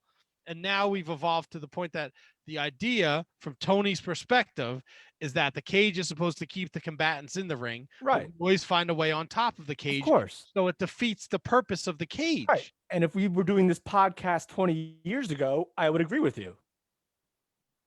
But we are where we are now. Right, but this isn't specific to this match, Kevin. This is in a grander thing. It's not this match in particular. I'm with you. And I don't necessarily agree. I agree with Tony in this. It doesn't have to happen every single time, but because that's where we are. I mean, again, if we were doing this podcast in 2001, 2002, 1998, I would agree with you. But it's been this many years, and to bring this up as a serious problem with the match seems either moot or just not worth even arguing about. I don't think he sees it as a problem with a match. I think he sees it as a problem with every time we see a cage. Our expectations as fans are we need to see someone do something ridiculous. Right. Well, I mean, what you could say the same thing about anything. You could say the same thing about a ref bump. You could say the same thing about you know, a special guest ring announcer match or a special guest ref match. You could say the same. It's gonna happen. It's what it is. But It's why? just a gimmick. But why is it acceptable? Why is it so you want to see some crazy daring shit, but when Jericho gets pushed off the top of the cage and the pads are exposed, you can't. And I'm not saying you are, so just okay. not saying this is your perspective, but I'm saying in the world of professional wrestling fans, you can't want, and then when they do it, so the performer or performers are safe about it, you bitch and moan because you really want to see someone fucking fall 20 feet to the concrete. Oh no, I'm 100% with Tony on with yeah, fuck them. So it's like you as a professional, like that, fuck that noise for sure. Right. So these companies give with these crazy high spots and here's a cage and we're going to do something outlandish. And then it's done to appease the fans. And then you as a fan are like, well, he fell on a crash pad. Well, yeah, he fell on no fucking human being is supposed to fall 30 feet from the fucking sky onto goddamn concrete. Yeah. So Tony's point is, why do we keep doing this then? All right. I guess because they think if they're going to go with the way that they wanted to tell the story, where MJF wanted to have the entire inner circle in the palm of his hands with their leader at his clutches, I guess they thought that this was the way. Now, does the inner circle believe MJF or do they not? They believed him. So they said, you know, we give up, we surrender, this and that. And I know we're not specifically talking about this match, but this is the point that we are right now. So it fit the story. And then it just made, I mean, if you could think of a better way to make MJF look like a bigger heel than to lie about what he was going to do, I'm all ears. But this just seemed like the way to do it. And it made sense to me. No, maybe not in a professional wrestling sense, but. No, it fit the story perfect. It fit that it was Sammy was the guy who decided that they were going to surrender. Yep. Because now there's the story with him and MJF. You know, I think it's something. But to get back to Tony's thing, if I had the choice to do it at all or not do it at all, I would not do it at all. But it's where the argument is again like 30 years too late. Booger T, anything? No, I didn't see the match. I don't know if it fit in the story or not. My whole thing was just and I think we're on the same page, Tony. I really do. It's just that we're just different. It's fine. No, we could agree to disagree and whatnot. And I don't know. I'm just tired of people diving off of things. Like I don't even compare it. Like, whatever. If the pads get exposed and people complain about it, what the fuck are you gonna do? Yeah. It's wrestling fans. Either they're gonna like it or they're gonna hate it. It is what it is. People love and people hate Hogan Andre. You know what I'm saying? It's your taste. It's what you want to accept and what you don't want to accept. So it is what it is. In the realm of tastes, Tony's, I'm a little surprised that you enjoy the NWA Power, but you don't bother with the what's it called, NWA Power Surge. I did watch most of it. Oh, are we shifting? Are we done with talking AEW? Yeah, because I think Blood and Guts was the big takeaway. Yeah. You know, this week I'm fucking jacked up. I don't have to work Wednesday night. Fucking Dean Ambrose, John Moxley, whatever the fuck his name is, against Yuji Nagata for the IWGP US Heavyweight Championship. I'm all in. I'm gonna have a fucking Yuji Nagata boner. Bam, Blue Justice. I'm gonna smack everything with my Blue Justice. That was some pretty fun stuff that Kenny Omega did with Dean Ambrose and Eddie Kingston and shit. That was pretty fun. But Nakazawa was great, by the way. I call Nakazawa. Yeah, he's a fun character. Yeah. So there's a lot of spoons in the porridge, and we'll get into it when we talk Impact, Kevin, because Kenny Omega obviously is the AEW World Champion and the Impact World Champion and the AAA Mega Champion. So he's dipping his spoon everywhere. Can't wait to talk about AAA. Him and Andrade. I was just making stuff up. I don't even know. Look out, donkey. So, Tony, what's the Power Surge? Power Surge is obviously not. I'm looking at the recap right here. It's clearly not. So I wasn't expecting Power Surge this week, you know. I mean, but I guess it makes sense because they had the whole Trevor Murdoch, 30-day suspension, or sabbatical, whatever you want to call it. I mean, he really didn't do anything wrong. He lost a match, and that was the stipulation. So do you really call it a suspension? Like, I don't know. Whatever. He's got 30 days of vacation to talk about eating boogers with his kids, I guess. Whatever. Genocide wrestled Sky Blue. I did watch this. I watched a bunch of this. I gave up on it after a while because it's just kind of like, I don't want to say filler because it moves things along, but kind of like something I wasn't interested in last week, to be honest with you. So Genocide wrestled Sky Blue. She looked great. She's another big bitch. I mean, her and Camille had that match a couple weeks back, maybe 3 weeks ago at this point. And that was awesome too. So I like big things for Genocide. Sky Blue's pretty good, but this was a squash. It is what it is. You know what it was. Trevor Murdoch, the Booger Eater, your buddy, sat down with Mae Valentine and you talk, huh? He's not my buddy. Oh, come on, you love the Booger Eater. Future world heavyweight champion, the Booger Eater, by the way. Kevin, I'm holding him to this. When we pick this fucking pay-per-view, you better pick Trevor Murdoch, motherfucker. He might not be in the main event of this pay-per-view. I don't think he's got the main event draw. He's fucking the main event of this pay-per-view. I don't think they rushed this. I think this is a slow burn. I think hey, unless apparently, and this is part of the show I missed, they're having a battle royal next week to decide who's going to challenge for the championship at the next pay-per-view. Royale. Now, Booger Eater's not in the battle royal, right? Because he's suspended. Do we get a midnight Trevor? Maybe little mask action. Yeah, he's gonna dress like a booger. Does Aaron Stevens win and give his title shot to Trevor Murdoch? Maybe they're buddies. I don't know. Midnight Maybe Murdoch. Tim Storm wins. Maybe we get Tim Storm against Nick Aldis again. If he wins a title shot, that circumvents the ruling that he can't challenge anymore, right? It's a Lex Luger kind of thing at SummerSlam, right? I don't know. I don't have an NWA handbook, a rule book in front of me. So It's so funny. I watched Royal Rumble 94 and SummerSlam 93, literally. Like, So you're up on the whole this week too. It's Yeah, fun so how that works out sometimes. Yeah. So, and Nick Aldis came out and said that Tom Latimer and your national champion Chris Adonis are your number one contenders, and they'll be challenging for the tag belts because Kratos and Aaron Stevens still aren't getting along so great. So who knows what that's going to hold? Maybe Kratos finally becomes a member of Strictly Business. Says it's open to anybody at any time. Who knows? I don't know. What else happened? Do we have anything else developing with the women, or was that it? No, I think that was it, right? The NWA? Yeah. Not for this. That was it. Yeah. Well, no, I feel about these. What are they called? Power Surge? Surge?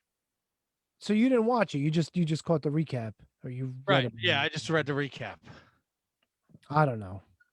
I mean, it's interesting little filler, I guess, so they could spread out their tapings and whatnot. But it was what it was, I guess. We got story progression, right? Yeah, we did. And you ask about the women. I am all in, obviously, on Ring of Honor and their women's division. So now every Wednesday on YouTube, it's a Ring of Honor's Women Division Wednesday. And I was, Vita Von Star. I think Vita Von Star is a babe. Wow. I like her very much. She had her first Ring of Honor wrestling match, but she lost to goddamn Sumi Sakai. How old is Sumi? She's got to be in her 50s, no? She is like fucking 600. 107.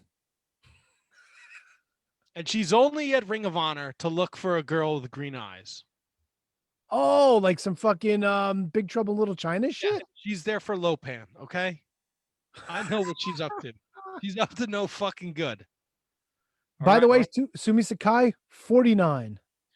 I told you she was like 600 years old. Sumi Sakai, if you're listening, we'd love to have you on the podcast. No, Matt wants Vita Von Dita, whatever her name is. I would love Vita Von Star or Quinn McKay. Quinn McKay's a babe.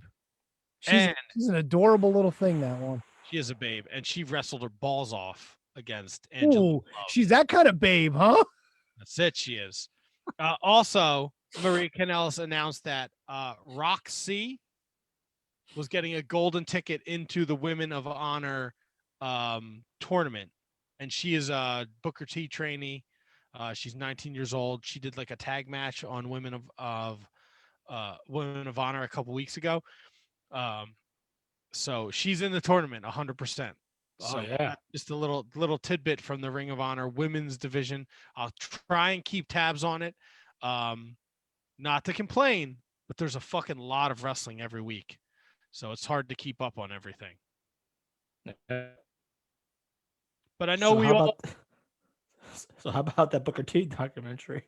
How about that Booker T documentary? I watched that last night. Now we all watched MLW this week. Kevin, I'm interested for your take because Tony is the MLW guy every week. I catch it when I can, although sometimes begrudgingly I watch it. But Kevin, you have sat down and watched MLW in a hot minute. No, and I purposely skipped the top 10 just to make sure if we wanted to do that. So I watched every bit. Tony, I like this show, man.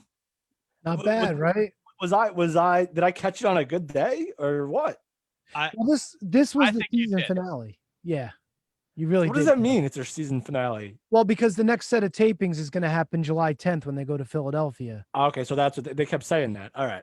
Yeah, so this was the last of the tapings that they did. I want to say when November? Could that be? When did MLW come back? November was the restart, wasn't it, Matt? I don't know. Maybe, I don't know. It was a while ago. So I guess they finally made it through all their matches that they did during that taping. So yeah, so July 10th is the big return after this. So I guess we got 2 months off. Yeah, I was gonna say, what are they gonna fucking show for 2 months? Probably just some reruns and shit. Maybe some old fusions like the Undergrounds, whatever they called it back in the day. Oh yeah, probably because they've done that before, right? When COVID first started, didn't they start playing all that old shit?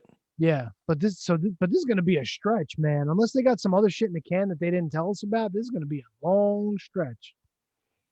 Yeah, I mean, I like that they called it like it's not like Raw where like the season premiere is just the next week. This is actually going to be like a TV show off season, I guess, where the show ends in March and then comes back in September. So, Kev, I'm curious, what did you like? What didn't you like?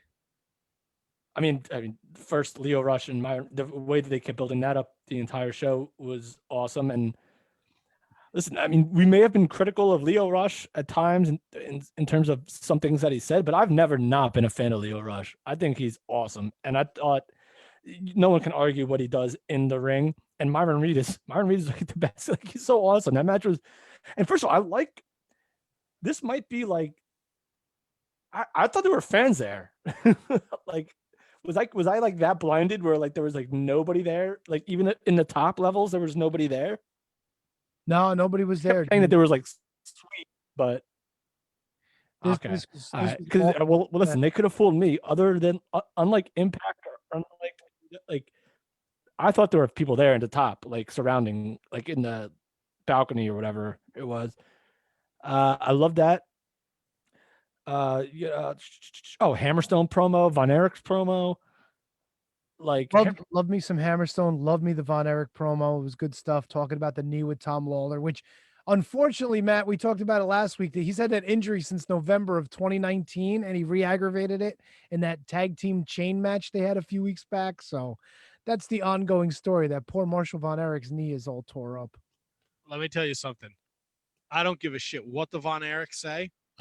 Every one of their fucking promos has Stranglehold in the background.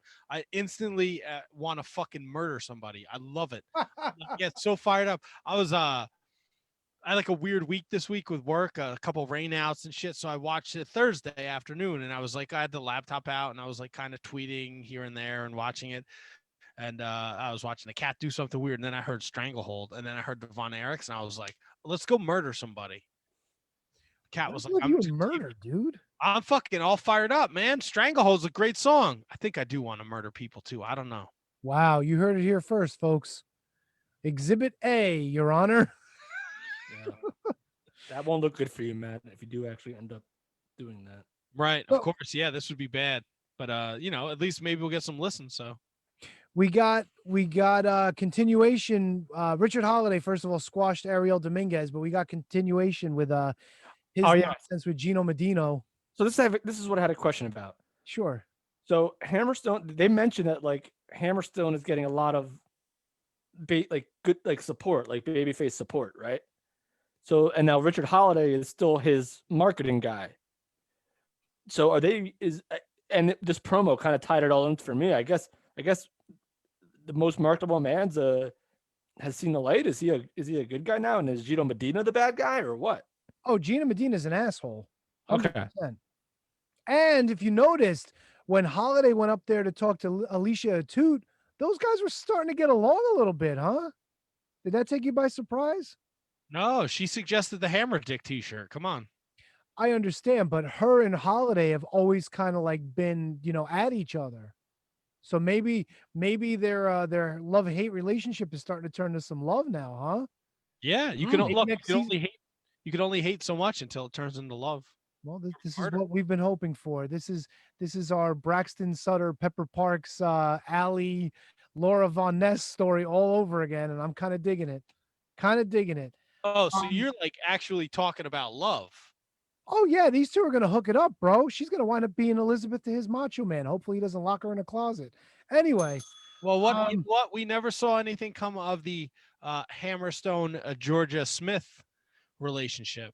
Oh, they shit canned her once Davey Boy was on the outs, I guess. Who knows? Yeah. You don't think Hammerstone hit her with his hammer dick and that was a wrap? Of course he did. So T-Dunk, when Hammerstone was referencing Joseph, was he talking L?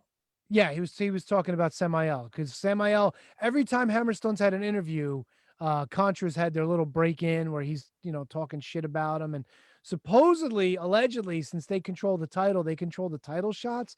Maybe that's why this whole like championship committee was put into play. I don't know. It's weird. It's a whole weird runaround story to get Hammerstone his title shot.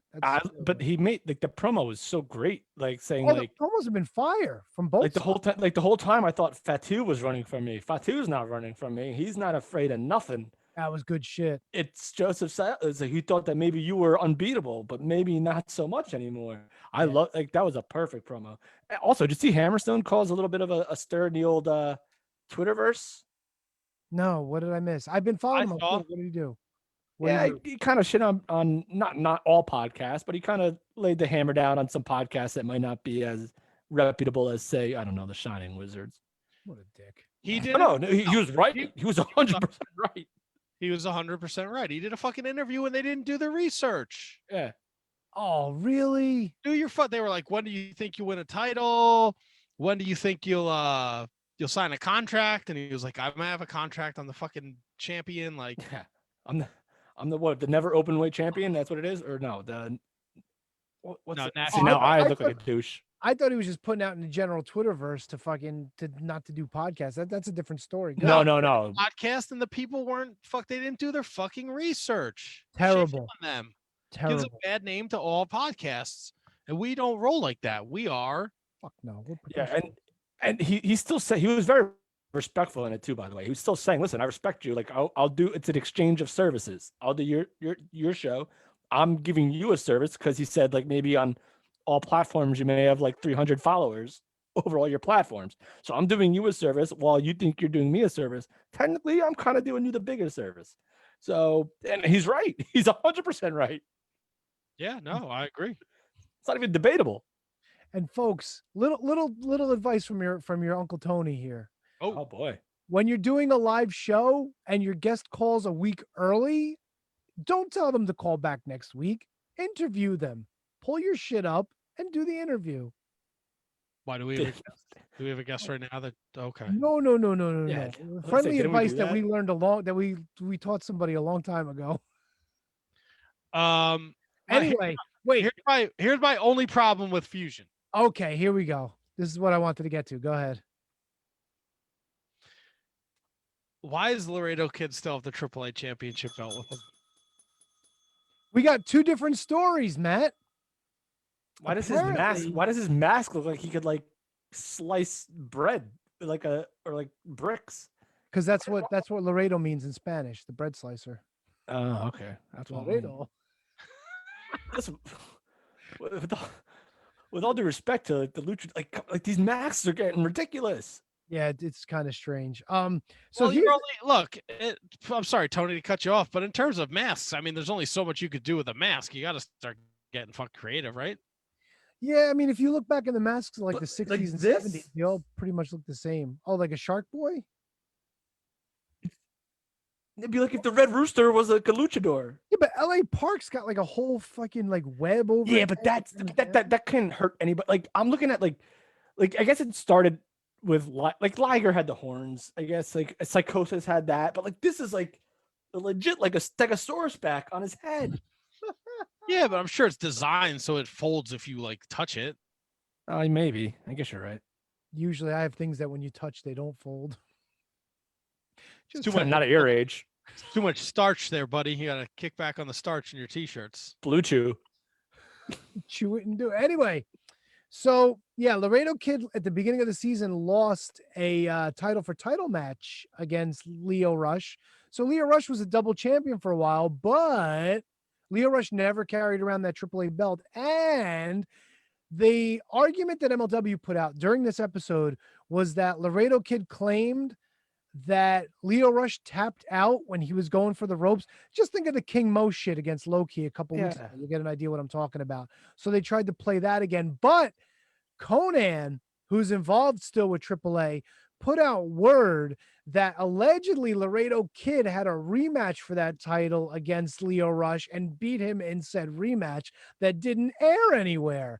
So long story short, they fucking just completely decided to ignore Leo Rush's title for title win. They even changed it on Wikipedia. And Kevin, when Wikipedia changes something, they ain't wrong.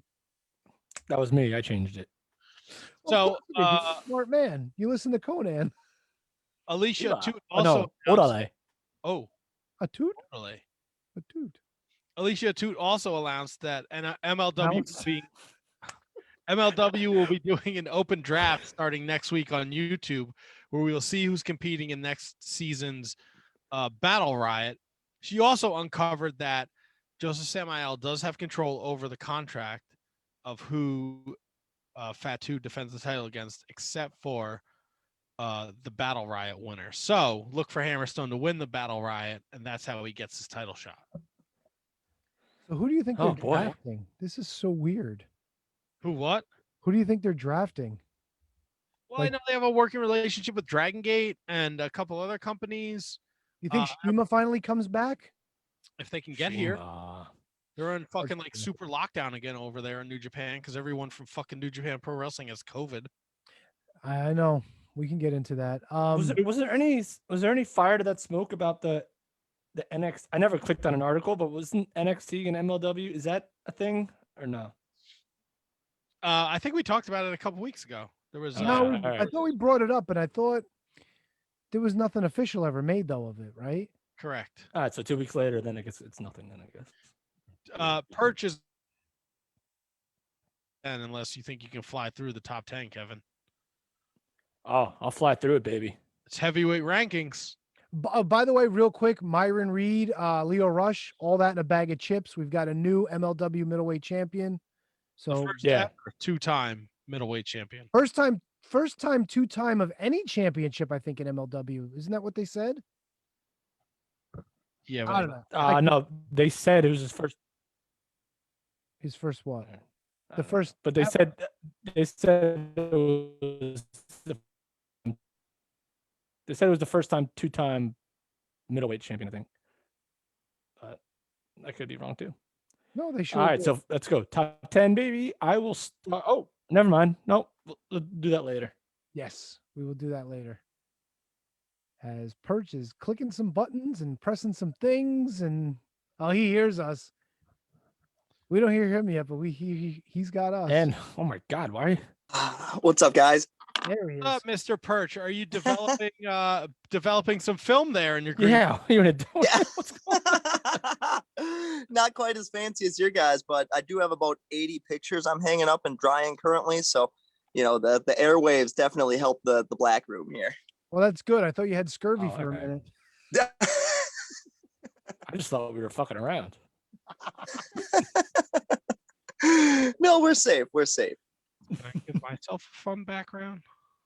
No, I'm gonna fuck this up. I'm not gonna. Yeah, please don't fuck it up. We have an interview to do. Come on. We're joined by Perch at PerchXLV on the Twitter machine. He's a referee out in the Midwest. Milwaukee Tom speaks very highly of you. So we are excited to talk to you. being a referee in the world of professional wrestling is not the easiest job, and some might say it's the most underappreciated job. How did you go to getting into the wrestling business and then becoming a referee out of all things?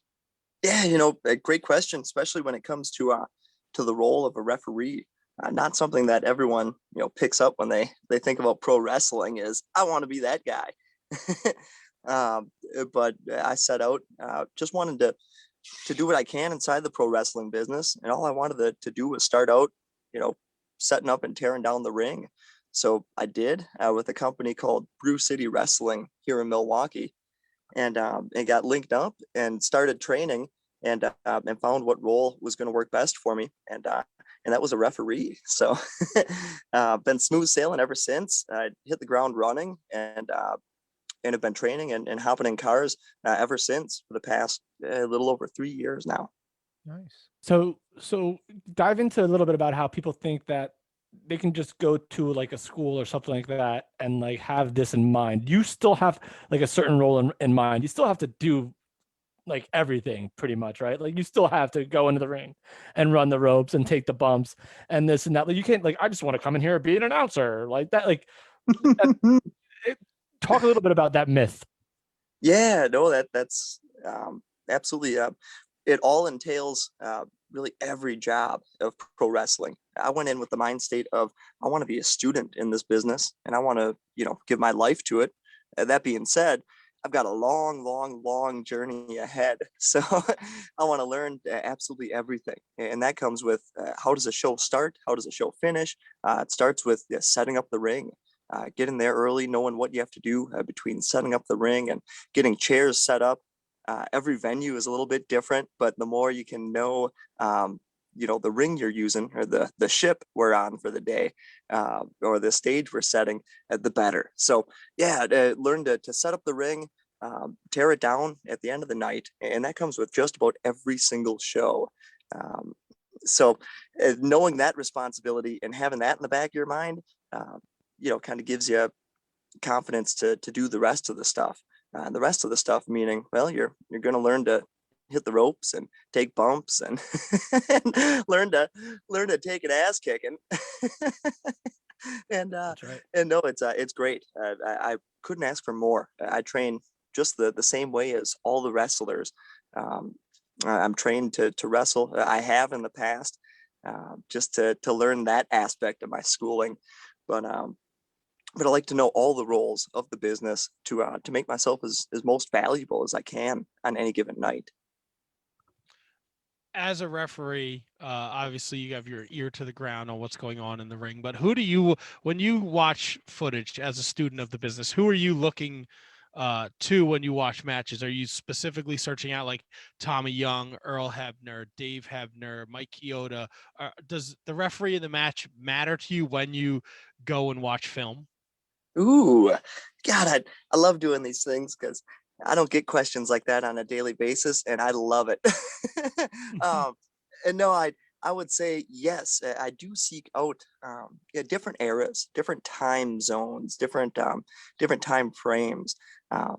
Because being a student of pro wrestling, I'll watch it with many different hats. Whether that's a young student in the game looking up to a veteran, or a referee looking to take some tips and tricks of a fellow referee, or just a lover of pro wrestling enjoying a moment. So when it comes to the referee job, I love to get some inspiration from maybe '89 era WCW. A lot of good guys right in that time, and even WWF too. Sometimes you'll get the referee crew with both Tommy Young and Dick Worley on the same show, and that's about as much inspiration and stuff I get from researching. I love those guys in particular. So a Thursday night before a wrestling weekend, I'll be tapped into some 1989-90 era wrestling, but as well as the current scene and the current independent professional wrestling scene. I'm watching all over. Our phones and computers are nice, like the modern day newspaper, to read the news and see what's going on in the world of professional wrestling. So yeah, the guys I'm studying here are guys over in GCW on the East Coast and running shows all over. Guys from the United Wrestling Network on the West Coast and all over. Looking at the Ring of Honor guys and at AEW as well. Paul Turner is a guy who I've looked up to for many years from his days of Ring of Honor. And then we got WWE for guys like John Cone and Jason Ayers. Looking at those guys controlling the crowd and the environment that they do is just unbelievable. So yeah, I do pick little things and really a lot of things from researching different referees from different eras and different times, different crowds, different environments. Are you are you committed to let's just say someone's ding dong fell out of their trunks, a la Nikita Koloff, Tommy Young. Would you the video is fantastic, not just because Nikita Koloff's wang falls out of his trunks. Tommy Young doesn't even, it's like another day at the office for Tommy Young. He's like, boop. He's like putting a piece of mail in the mailbox. Boop. It's good. It's over. We're moving on. Have you ever been in the ring where you've had to do like something like crazy like that? I can pay tribute to Tommy Young and saying he was so in the moment. Like you said, it was just like putting the mail in the box. Just didn't recognize a thing. I'm always aware and try to keep the senses heightened as much as possible for any moments like that could happen. I can't say I've had anything come out just like that, but I do try to be on guard, and if something is said, I'll try and let someone know, or I look to be so in tune to that moment that yeah, it is just like putting the old mail in the mailbox. Yeah, so hasn't happened yet, I gotta say. I guess that's a good thing. I guess as long as it doesn't have to happen, but always be on your guard. Yep. Yes, be on wang patrol. Every once in a while, your straw gets pulled, and you don't know what night it's gonna be. Yeah, I don't know if I kind of would be like, hey, dude, you got to put that away. I don't know if I'm doing that. He was just so fucking professional about it. Like he didn't even think about it. He just did it. And I don't know if I could do that. I don't know if I could grab Tony's wang and just put it back in his drawers if we were, I don't know, Kevin, that's not, if I said Kevin, he would have fucking like thrown the mic out in the air. He would have like, not even happening. We're never ever again. No, I'd probably punch him in the face for doing it, for letting it happen. No, let me be there with my shame, Matt. Don't help me. That's right. Be like, dude, your wang's hanging out. Put that shit away. Nope. I'd punch him in the head and walk away. Wow. Now, Perch, you've refereed for Warriors Wrestling, Ring of Honor, MLW, AEW. You've done tons of stuff with tons of performers. I've never seen you referee a match of Cazador de Pumas, though. Oh yeah. Funny story about that. We've been on the same shows together. You can see us at Brew City Wrestling sometimes in Wisconsin. But yeah, that guy skipped town. I was all ready to referee a match at a big pay-per-view for the guy, and he must have picked up his bags and left. It hasn't been seen since, that Cazador de Puma. Interesting. Now, in English, that translates to cougar hunter. That is not like the cat hunter. That's like, yeah, definitely. He said on his parting words that he will be back to hunt some more cougars for sure. Isn't independent now? With all due respect, we're out here on the East Coast. We're in New Jersey.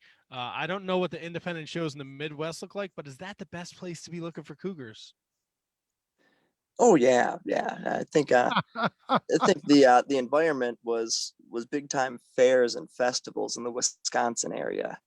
Nothing but good old fashioned tailgating, Harley driving, beer drinking, good fashion. Well, middle-aged women, lots of them. Lots of cheese curds. Oh yeah, lots of cheese curds. That's the best thing about the festivals is finding the best cheese curds in each county. Tony, you're over there at Corpses. I'm serious. Me and my wife do a baseball road trip. I've been to Milwaukee before for a baseball game, but she's like, we got to go when there's the fairs because the fucking cheese curds. And I am a slob, and I'm all about some ball. What are you, Tony's corpsing over here? I'm all about some ballpark food, right? I love when I go to a baseball game. I got to get like that fucking $30 like.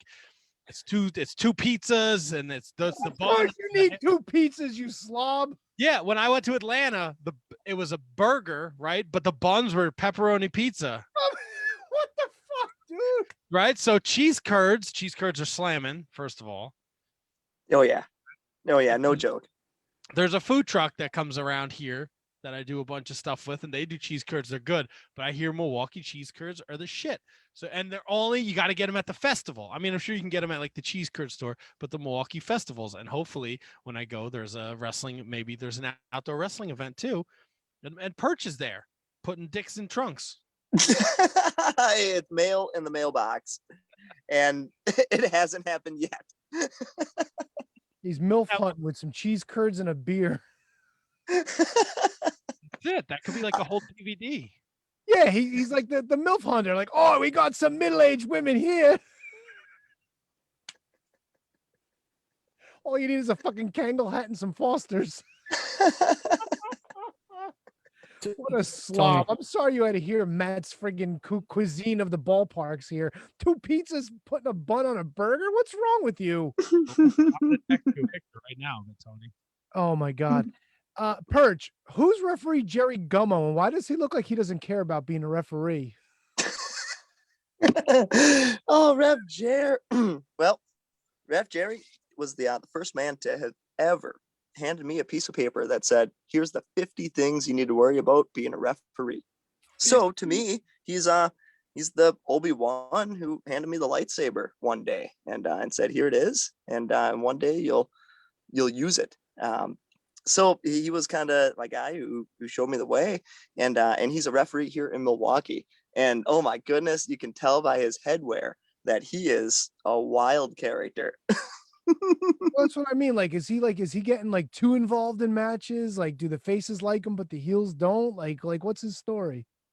You know, the best way I could amount to it is Ref Jer is the man around West Allis, originally here, Waukesha, Milwaukee. Yeah, he's a fan favorite. The crowd loves to give him hell.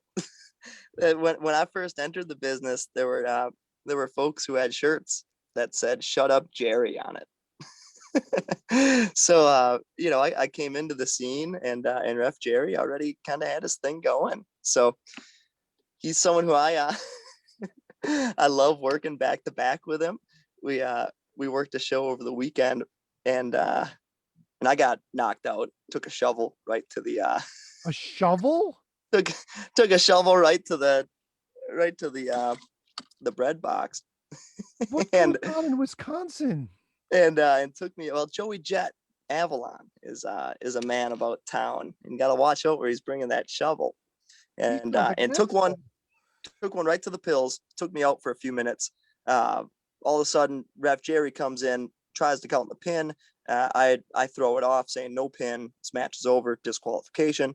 One thing leads to another. I get my head kicked off. Oh man! So here I was laying in the trenches, and out of nowhere, I feel one more body come bloop bloop right down. None other than good old Ref Jer. So he stood up for me.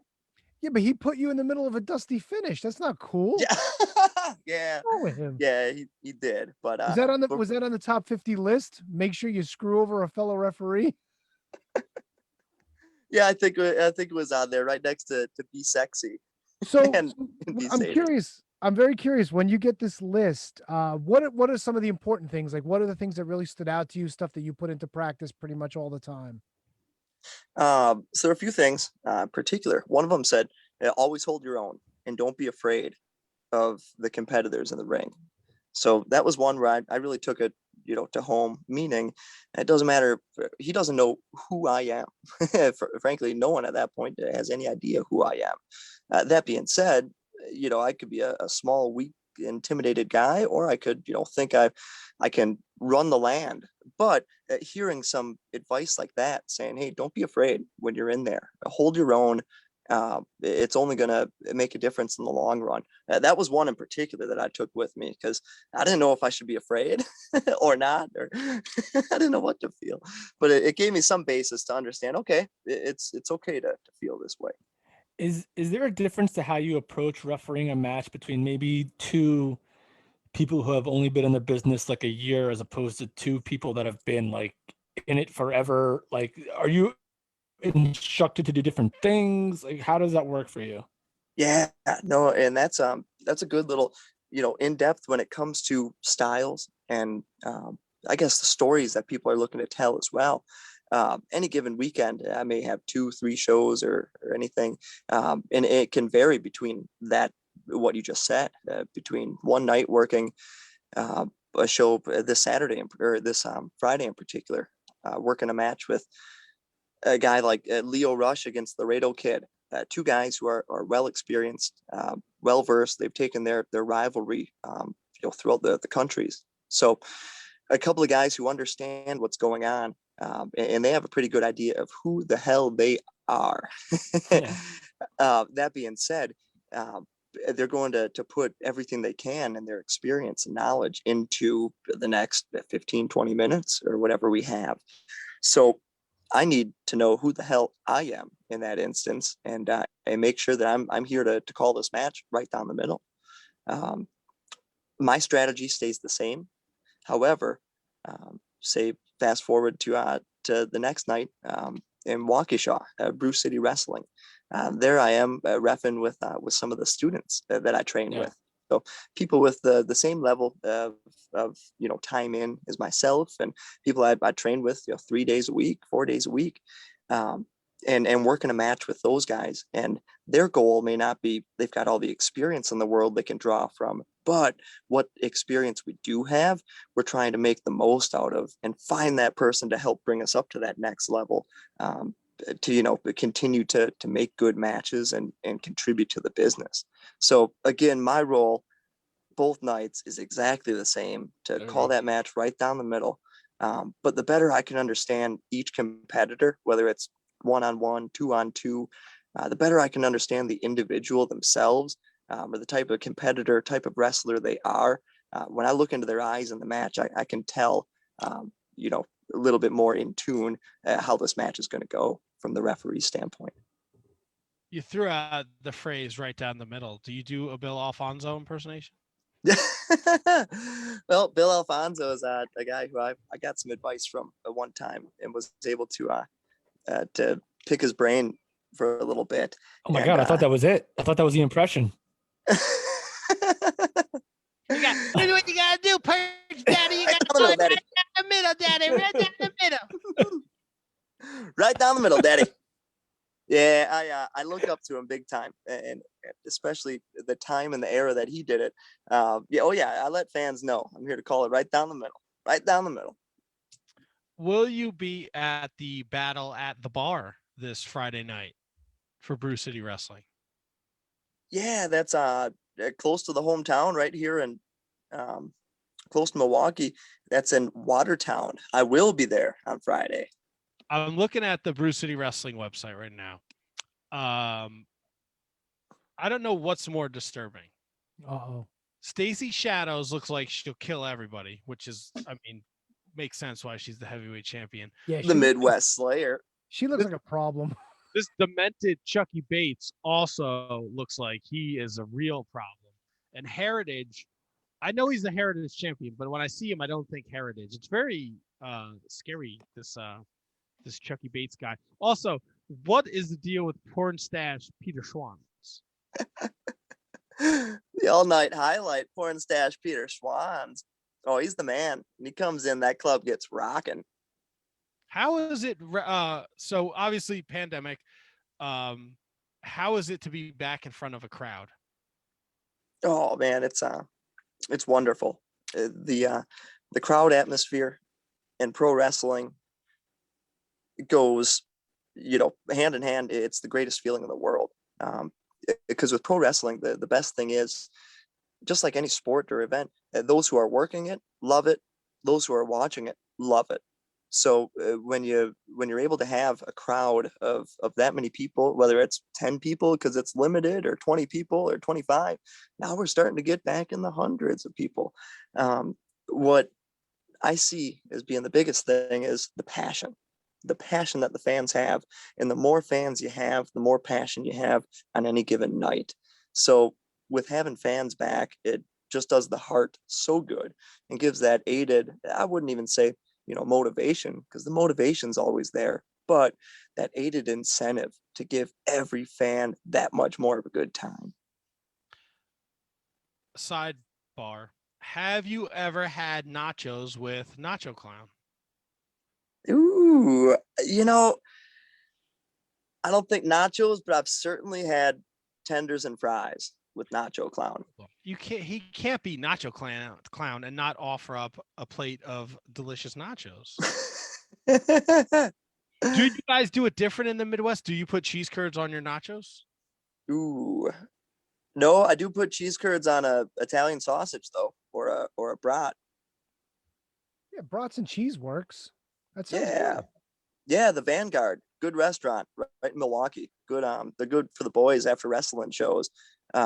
A cheddar cheese bratwurst with cheese curds on top. Oh God! So, Ask for the Perch. They'll know what you mean. I've never heard of that before, but goddamn, I love it. I think So I after- shit my pants. so after a show, everybody goes down to the Vanguard. They load up on beer and brats and cheese curds, and then Sunday morning, everything is so delightful. Yes. Oh, Good God! Yes. And Sunday morning comes very early because they're partying until all hours of the night. been there, my friend. So I know you do a lot of work in Milwaukee as a referee, and I know Turner Hall is probably on one of your favorite venues to work at. Do you have other venues in Milwaukee or outside of the Midwest that you are excited to work at when you see that come up on your sheet? Oh yeah. One of the coolest venues that I was made aware of once I joined wrestling was Logan Square. And Logan Square Auditorium was a very, very cool venue right in Chicago. That's where Freelance and AAW ran. Evolve Wrestling ran there when they came to town. Had a lot of good memories and moments inside that building with the big circle light above head. That one's been out of commission since the pandemic, so I'm hoping they'll be back soon. Turner Hall, you mentioned, oh, that is the best. It was blessed to play there a couple weekends ago for Zello, and that was really fun. That's always got probably the most sentimental meaning for me. Seeing Ring of Honor there back in the day and being able to be on the inside now of the ring looking out, it's a cool feeling. Summerfest was one of the coolest grounds we've ever played on. We played on a few stages there too, setting up the ring. And I've grown up going to Summerfest in Milwaukee every year of my life, really, since my brother and I were little kids. So being able to perform at Summerfest is outrageous. I'd say my biggest bucket list arena will come a long time down the road, but one day I want to make it to the Nassau Coliseum. Oh, the barn, the old barn, if you will. The old Nassau Coliseum. Why Nassau Coliseum? So- why Nassau and not MSG? Yeah. Nothing against MSG. That will be wonderful. Well, I mean, obviously. But Yeah. to me, I would take Nassau Coliseum. When it comes to training and when it comes to working in a ring where there's nobody around, we have to envision a crowd around us. At least I do. And in my mind, I'm always playing to the Nassau Coliseum. Going back to Monday Night Raw live from the Nassau Coliseum, and a big Grateful Dead fan as well, and the amount of shows and great performances Grateful Dead has had of the Nassau Coliseum. Just a lot of good history there that I would love to just walk in. I've never even seen it live, so I would love to walk up to that building and just feel the history and the aura and everything coming out of it. Well, I'll tell you what, if you've never been to the Nassau Coliseum, the stuff that's coming out of it is not, it's very Long Island-ish. I'll give it that. Okay. Are they still running anything in Nassau? I thought they closed it. No, the Islanders play there, bud. They still play there. Okay. Yes, sir. All right. I So saw. I would go to an Islanders game if that's the way I would have to get into the Nassau Coliseum. Listen, half my favorite team plays for them now, so I'm a Devils fan. So they're all playing for the Islanders now. So, is what it is. I root for them in the playoffs. Have you guys had any memories from there? Coincidentally, of all places, I'm talking to guys from the East Coast. Well, here's the thing, though. We're all Jersey people, and I don't think I've ever seen a wrestling show at Nassau. Matt is saying that he has. I went to a Raw there. Oh, that's here. I would have to grab the ticket stub to find out. I don't remember anything about it except that Spaz from the Opie and Anthony show was like 10 rows in front of us, and I just got drunk and threw shit at him all night. Sounds about right. I never heard this story. That's hilarious. So we're like in northeast Jersey. So our growing up arena was the Meadowlands, the Brendan Byrne or the. Oh yeah, the Brendan Byrne. Yeah. So Brendan Byrne is going way back. If you even know that it was called the Brendan Byrne, then you're in our demographic. No, I did. It's really old. Yeah. So that was our arena, and then MSG, of course. Once we started getting older, and we could take the train, because like literally the train drops you right off underneath MSG. I don't know if you've ever been. Yeah, that's what I've heard. Penn Station's right under the building, and we're all in an area where there's a train station that can have a direct line right there. So no matter what we do, like it'll take me 20 minutes to get to Penn. So I was at WrestleMania 20. I was at Royal Rumble. What was it? 2000, when like the Hardys and the Dudleys and Cactus Jack, Triple H. I was at that. Wow. Because it's so close. It literally drops you off right there. So unbelievable. That's so cool. What a venue to have right there too, to call home. Yeah. And I was actually almost going to go to Hofstra University. I went out and visited Hofstra, and Nassau was right there. Like you see it, like coming on the LIE. It's crazy. Never got to experience the Nassau Coliseum though. But that's crazy that's the one that you picked. That's wild. Yeah, that one's always in my mind, and people always ask why, and I tell them it's a lot of rich history from there, in my mind at least. And growing up, it was always a cool one. Part of WrestleMania 2. It wasn't the Bunkhouse Stampede there from the old Jim Crockett NWA days. It's possible. I think that sounds right. Yes, Bunkhouse Stampede was there in '88. SummerSlam was there 2002. Great American Bash 2008. Fatal 4-Way 2010. Evolution. Hey, part of WrestleMania too. And a lot of nitros too. Let's not forget that. This is like the only place WCW could run up here, like maybe Connecticut or New Jersey was in Nassau Coliseum. They couldn't run the Meadowlands. They couldn't run MSG. So that was pretty wild too, that they were up there too. Yeah, WrestleMania 2. They got Piper and Mr. T in a boxing match, main event. All right, I went and got my book here. I just got. Oh, here we go. Stuff. Grandpa Moses over here with his book of history and facts. I just thought you went to pee. I thought he was. I mean, I don't know what he's doing. No, I got my photo album here, and it's got all my ticket stubs in it. So we're gonna have to filibuster while you look for. Oh, God forbid it was so hard to talk about wrestling on a wrestling podcast with our guest, Mr. Perch here. This is the pizza burger that Matt ordered. This is what a slob my friend is. So gross. It was Monday, May 8th. Perch, what? Okay. Wait, Matt's got the facts. Wait, hold on. Well, let me. Can I talk? I'll talk to Perch for a second. I got a question for Perch while you figure out the card of the show that you went to. I found it already. All right, then go for it. Wow, this is pretty remarkable. Christian and Edge defeated the APA to retain their WWF Tag Team Championship. Chris Jericho defeated Kurt Angle to retain his IC Championship. Eddie Guerrero beat the Godfather. The Dudley Boys defeated Gerald Briscoe and TNA in a 3-on-2 handicap match. What? Sounds about right. How did that even happen? Chris Jericho defeated the Big Show by countout. Whoa. Wait, Chris Jericho wrestled twice? He wrestled 3 times. Too Cool defeated Bo Buchanan and the Big Boss Man. The Hardy Boys defeated Dean Malenko and Perry Saturn. Rikishi defeated Pat Patterson, the Road Dogg, and X-Pac. How is Pat Patterson in a wait? Is that a fatal 4-way? Or was that a 3-on-1? No, it was a 3-on-1 handicap match. Jesus. And Really? Chris Benoit defeated Chris Jericho to win the IC championship with Triple H as a special guest enforcer. Dude, what a banger of a card. I'm gonna go back and watch that. May 8th, what year, Matt? 2000. I'm gonna go back and watch that, baby. God, I don't even remember that. I want to forget that you just read that to me. Well, I mean, it kind of makes sense that you had both Patterson and Briscoe in separate matches that were like weird multi-man like handicap But matches. Darren Briscoe teamed up with Test and Albert? Like, where does that come from? TNA and Briscoe. Ugh, gross. My guess is Patterson took the stink face. Oh, 100%. Tony, where's the bell? 100%. Back it up. Put it over here. Give me the stink. We're talking with Perch at Perch XLV. Also would be 45 if we were going by the Roman numeral numbers. What's the XLV stand for? So I'm new to social media, and I had to make some name that I would have to see for the rest of my life. So I made sure there was a Packer reference in there. And in the most recent Super Bowl, the Pack won was Super Bowl XLV. So you're out in, God.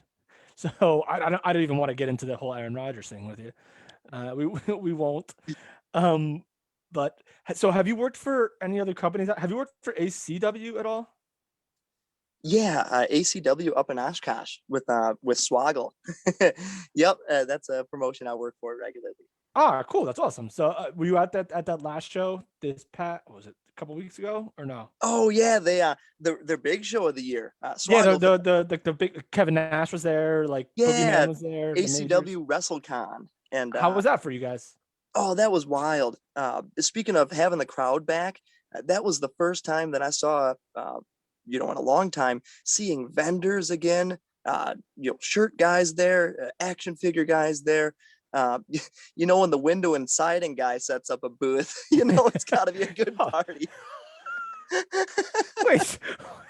All right. So I've heard Matt. I think I know where you're going. I think Matt's been to a show where there were gun vendors, or Matt's been to a show, but there's been shows where there's been gun vendors. So windows and sidings, I've never heard of. That's wild. It's just because there's so many vendors. There's whole lines of them. There's someone who knows someone who got their pal in to show their day job work. Yeah, let me get my roofing stuff in here. Yeah, yep, exactly. I think it was some gutter guard or something. No, but it was great.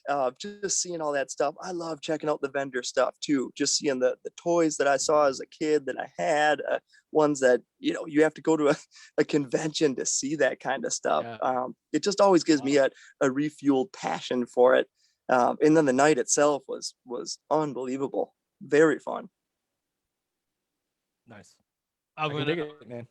I'm gonna make this weird because Like, it hasn't been weird enough. I roll. I gotta ask.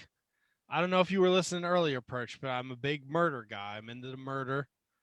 And you're out there in Wisconsin. How close are you to the Stephen Avery junkyard? Oh, I think that's way out there. All right. I wasn't sure. I don't know. When you sent me, I put your t-shirt in the mail today. When you sent me much your love. zip code in the town, I thought it was a joke. Yeah, that makes sense. Because it's I had to Google the town to make sure it was right. You'll find a nice, lovely place. Beautiful for a nice Sunday walk or a nice drive about the town. I instantly thought of Wayne's World, and it was like Milwaukee. Yeah, the good land. I just can't get over the fact that he's green and like black on our screen. Like that, like I'm like, this is like the weirdest thing. Probably the weirdest scenario interview I've ever seen in my life, but I love it. I heard you once dressed up as Dory Funk Jr. for a battle royal. Oh, that's certainly true. Yeah, we have a Halloween battle royale at BCW, and in one year I decided want to go as one of my favorite duos of all time, the brother team of Terry and Dory Funk. So I figured, well, I really love Terry Funk. I'm going to be Dory Funk just in case Terry happens to show up. I wanted to give him the option to be my partner. But not that Terry had any plans of showing up, but you know, as wrestling fans as we are, we always leave the door open. So I chose to be Dory Funk Jr. and donned the trunks and boots. and yeah, it was a wild time. I was greeted by a handful of family and friends that I didn't know were going to be there, but was just as thrilled to see them as they were just as surprised to see what I was wearing. Did you show up with your whip like he did at NWA 70 and give people lessons? Look, I love me some Dory Funk, a legend in the business, but when they're dragging him out and they're like, "Hey, can you do some whip stuff?" I was like, "Oh, come on." Let the guy talk wrestling. He doesn't need to show us his whipping skills, for God's sakes. Poor fella. Mm-hmm. What is the goal for you, Perch? Obviously, is it WWE? Is it NXT? Is it AEW? Is it the NWA? Is it to make a living off of being a professional wrestling or being involved in professional wrestling and not having to have a day job? What is Perch's goal? Yeah, so you know, coming into the business, I want to help contribute and learn as much as I can to make the business, you know, better in any way I can. That being said, giving myself to it, I want to give my life to the business and make a career out of it. So I'm going to keep playing my cards the best I can, continue to learn, continue to grow, take it from the eyes of a student, and continue to work as many companies as I can over time. And one day, maybe be offered a deal or a contract where I can make some livable money off of doing what I love, which is my passion, and that's pro wrestling. So yeah, just a very, very, very long-term game. And I don't know what the end result will be, but I want to end up making a career inside the professional wrestling business. Well, Perch, I think you have a very good shot at doing that. We've seen your work. We think you are a very talented referee. And if you got to put the mail in the mailbox, you will. So look, I think that goes without saying in this day and age, you know, people want it, but do they want it? If that happens. I think that was number 22 on the list. You better go back and check that list of 50. Yeah, it was on there somewhere. It was. It was. All right, that guy's all right. Gummo's all right. He's a good guy. Well, Perch, it's been an absolute delight to talk to you tonight at Perch XLV. Make sure you're following him. If you see him out there in the Midwest, beer, no, not Beer City. Beer, brew. No, Brew City Wrestling. There we go. If you see him at Brew City Wrestling, you see him at AAW Warriors of Wrestling out there, Warrior Wrestling out there. Make sure you say hello to him. He's off the big things. I've heard that there's some people who think you'll be gracing national television sooner than later, and we hope nothing but the best for you, Mr. Perch. Anything you want to leave with your fans before we let you go and finish developing all your photos? Yeah. They're drying up here. That's what you're doing, close. Right? You're developing photos, film. Oh yeah, yep. I like to follow in the footsteps of my best friends and the photographers like 3 Count and Brainbuster and Mouse and Basil and all those great Midwestern photographers. Matt Tucker, another good guy. Love the photographers.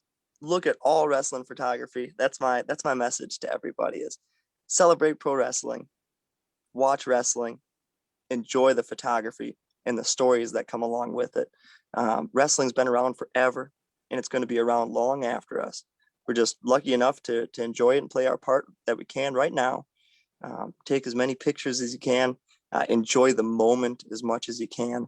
It's not about always having the phone up to catch a video, but if you can catch a few pictures after the show, you'll have just as much sentimental meaning with it along the way. It's well said. Perch, thank you again. It's an absolute pleasure. We'd love to get you back on once the world starts to open up again and you get out there and you get to referee more matches and have more wonderful experiences, and the positive energy that you bring is awesome. So thank you so much for taking time out of your busy schedule to join us tonight. Oh, guys, I can't thank you enough for having me. This was an absolute pleasure, and anytime I would love to. We're going to have you back on, Perch, and your t-shirt's in the mail. So we expect a nice social media picture of you, Perch, with the guns out. Suns out, guns out, baby. Yeah, we'll put up the pipe cleaners for you guys. Awesome. Perch, thank you so much. Enjoy the rest of your night, friend. Thanks for Oh, joining much us, love, Perch. guys. Much love. And send the Nassau my love when you see it next. Thanks, Perch. Have a great night, Take it buddy. easy, buddy. All right, Mr. Perch XXLV on the Twitter machine. Make 5. sure you're following him. As he disappears into the greenness. XLV All right, so 45. so he was really actually he was actually really developing photos at that point. Yes. Oh yeah, I 100%. had no, okay, all right, that's Um, awesome. That's really cool, actually. Can I give you guys a quick this and that? I'm in queue. I'm in my third standby right now for Monday Night Raw. If you're watching us on Facebook, you may want to put on some Raw to see if you could see this ugly mug with my fake news Tony t-shirt popping into the Thunderdome. Let's try clicking again. I'm afraid I've got some fake news. Nope, back on standby. It's going to be another 3 minutes. So wait, Tony, is in fact your appearance on the Thunderdome fake news? Oh no, Kevin, this is the real deal Holyfield. As long as I get in. I don't know. Wait, hold on. All right, I think I'm ready. Matt, it's already after after about that time. Do you want to do Patreons real quick? Then we'll give Kevin the top 10. I know you want to. I'll give Kevin the top 10 first while you get the Patreons ready. Or are we good? I got the Patreons already right here. I got to pee too, and I got to grab one more drink. Oh, okay. All right, then go pee. I'll play top 10 with Kevin. All right, I'll be right back, y'all. And then Kevin can go pee when you come No, back and do the other. I already peed. I had to. I had to. Yeah, All right, so so I'm already good. I'm good for the remainder. Awesome. So now that Matt's gone, let me pull up the MLW Fusion. Let me get my list. God. Okay, Kevin, this week's top 10 saw a few changes. I don't know exactly who changed, to be honest with you, but we do have a few entries and a few people left. So whenever you're ready. All right, so 10 let's start this week. Let's start with. I mean, we can't. Obviously, the only one that's not on it is Fatu, right? Because he's the champ. Fatu is never on it. Fatu. All right, so why don't I start with my main man, Richard Holiday? Richard Holiday is at number 5. Why don't I start with my main man, Leo Rush? Leo Rush is number 3. Why don't I start with my main man, Myron Reed? Myron Reed is number 7. Why don't I start with my main man? Oh man, I'm out of main man. Von Erich, Russ Von Erich, or the other Von Erich. Ross Von Erich actually cracks the top 10 this week at number 9 because he had a big win against Dominic Carini 2 weeks ago. And he's not. And is he the one that got hurt? No, that's Marshall. That's Marshall. Oh, actually- God. Yeah, I'm Marshall so lost sorry. his match to Filthy Tom last This week. is why Hammerstone hates podcasts. Oh, what about Hammerstone? Hammerstone, number 1. So what am I missing? You're missing 2, 4, 6, 8, and 10. Oh, all right. So there's still a lot left here. 5 for 5 though. You haven't missed one yet. None of the is Pillman still there? No, Pillman's not there. Davey Boy Smith Jr. is not there. Teddy Hart for sure. What is not about there. Rocky Romero? Rocky Romero cracks the top 10 this week at number 10. Good call. Kev, you're 6 for 6. Only because I saw him in like a clip. I'm impressed. Leo Rush. He was in that clip because I think he beat Hijo de LA Park. He beat. Oh, what about Laredo Kid? Laredo Kid is not in the top 10. All right. So that was my first miss there. That's all right, dude. You nailed 6 in a row. That's pretty ab- impressive. God. Jordan Couple of- Oliver? No, Jordan Oliver's not a 10. A He couple wasn't of pretty in there obvious. last time either, I guess. Am I missing anyone super obvious? Yes. No. Lawler? Tom Tom Lawler? Lawler is number 2. Yes. Anyone One else of in these his one of these you might be able to get. The other 2 are tough. King Mo? King Mo definitely not in the top 10. Is anyone else in Team Filthy? No. I think Violence is Forever is more tag team now, although they haven't done a tag team top 10 in a while. Is it? I think I might have to tap here. Number 4, you're probably not going to get. You never get him. Funky Cold Medina? No, Gino Medina not in the top 10. He's on. I think he's been on a bit of a. No, he beat some jobber a couple weeks ago, but he's. What about Guy Fieri? Guy Fieri? The guy that always wore like the Vinny something, maybe? No. Vinny something? No, Vinny something is not in the top The 10. guy that wore who was in he always wore like the Brazilian jiu-jitsu stuff. That's Dominic. Wore like the Green. fucking That's Garini. Dominic Green. No, he's Team Filthy. He's Violence is Forever with Kevin Koo. They are not in the top 10. ACH? No, ECH is not. I'll give you these other ones. These are tough. I give him to me. Just let it ride. Number 4 is always tough. I always forget him. Mads Kruger. I don't even know why he's still in the top 10 because he hasn't. Oh God, I love Mads Kruger too. Former guest of the show. Number 6 was Mil Muertes. He's the one I thought you might have gotten, and I'm not sure if you would get number 8, but he's been around quite a bit lately. Calvin Tankman. Oh, I would have got Tankman if I. But yeah, I probably wouldn't have got Muertes, even though what's his name Cuerto is back towards the end. Yes, they're milking that Lucha Underground thing, baby. They're milking Dario it. Cueto, and they kidnapped Selena. I mean, we can only assume that's Selena, right? Oh no, it was her because they put up some video where she escaped. Like she ran out, and there was a helicopter waiting for her. And her and that weird guy that's always been around pushing the cameras down, Yeah. he was there when she got on the helicopter to escape. So I don't know. There's going to be something going on with those two. Yeah, this might not age well, by the way. Yeah, it was kind of weird, right? Where she was like screaming and stuff. Yeah, this might not be great. I get it if they're trying to go that Lucha Underground. Listen, it's a smart move by MLW if they want to kind of merge like the Lucha Underground style and MLW style. But until you actually do it, yeah, it wasn't a great look. It really wasn't. Like we're kidnapping her with the bag on her head. And then it was almost it was just really creepy. It creeped me out. Oh God. Matt, were you creeped out by Selena's kidnapping and screaming? Yeah, it was a little weird. I also I'm curious to see how this plays out. And what this, this Dario Cueto Aztec Underground thing, especially because we know how many people got burned by Lucha Underground in terms of the contracts and stuff. What, like Marty the Moth is working on Dark under his real name. I don't think you're going to see anyone else. Well, I think all those contracts were tied into El Rey Network, weren't they? Or were they not? Didn't El Rey originally own everything that came out of Lucha Underground? Yeah, I think so. So then that's all El Rey's problem. It's not necessarily like this Lucha Azteca stuff. Well, that's a good thing then. So it'll be interesting to see what MLW does with that. That'll be cool because there's a lot of really sharp characters that were in Lucha Underground. A lot of them have moved on though. King Cuerno is Escobar.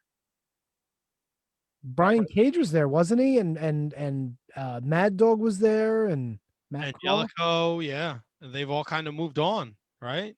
Look, they don't need a ton of people. They only need about maybe 10, maybe.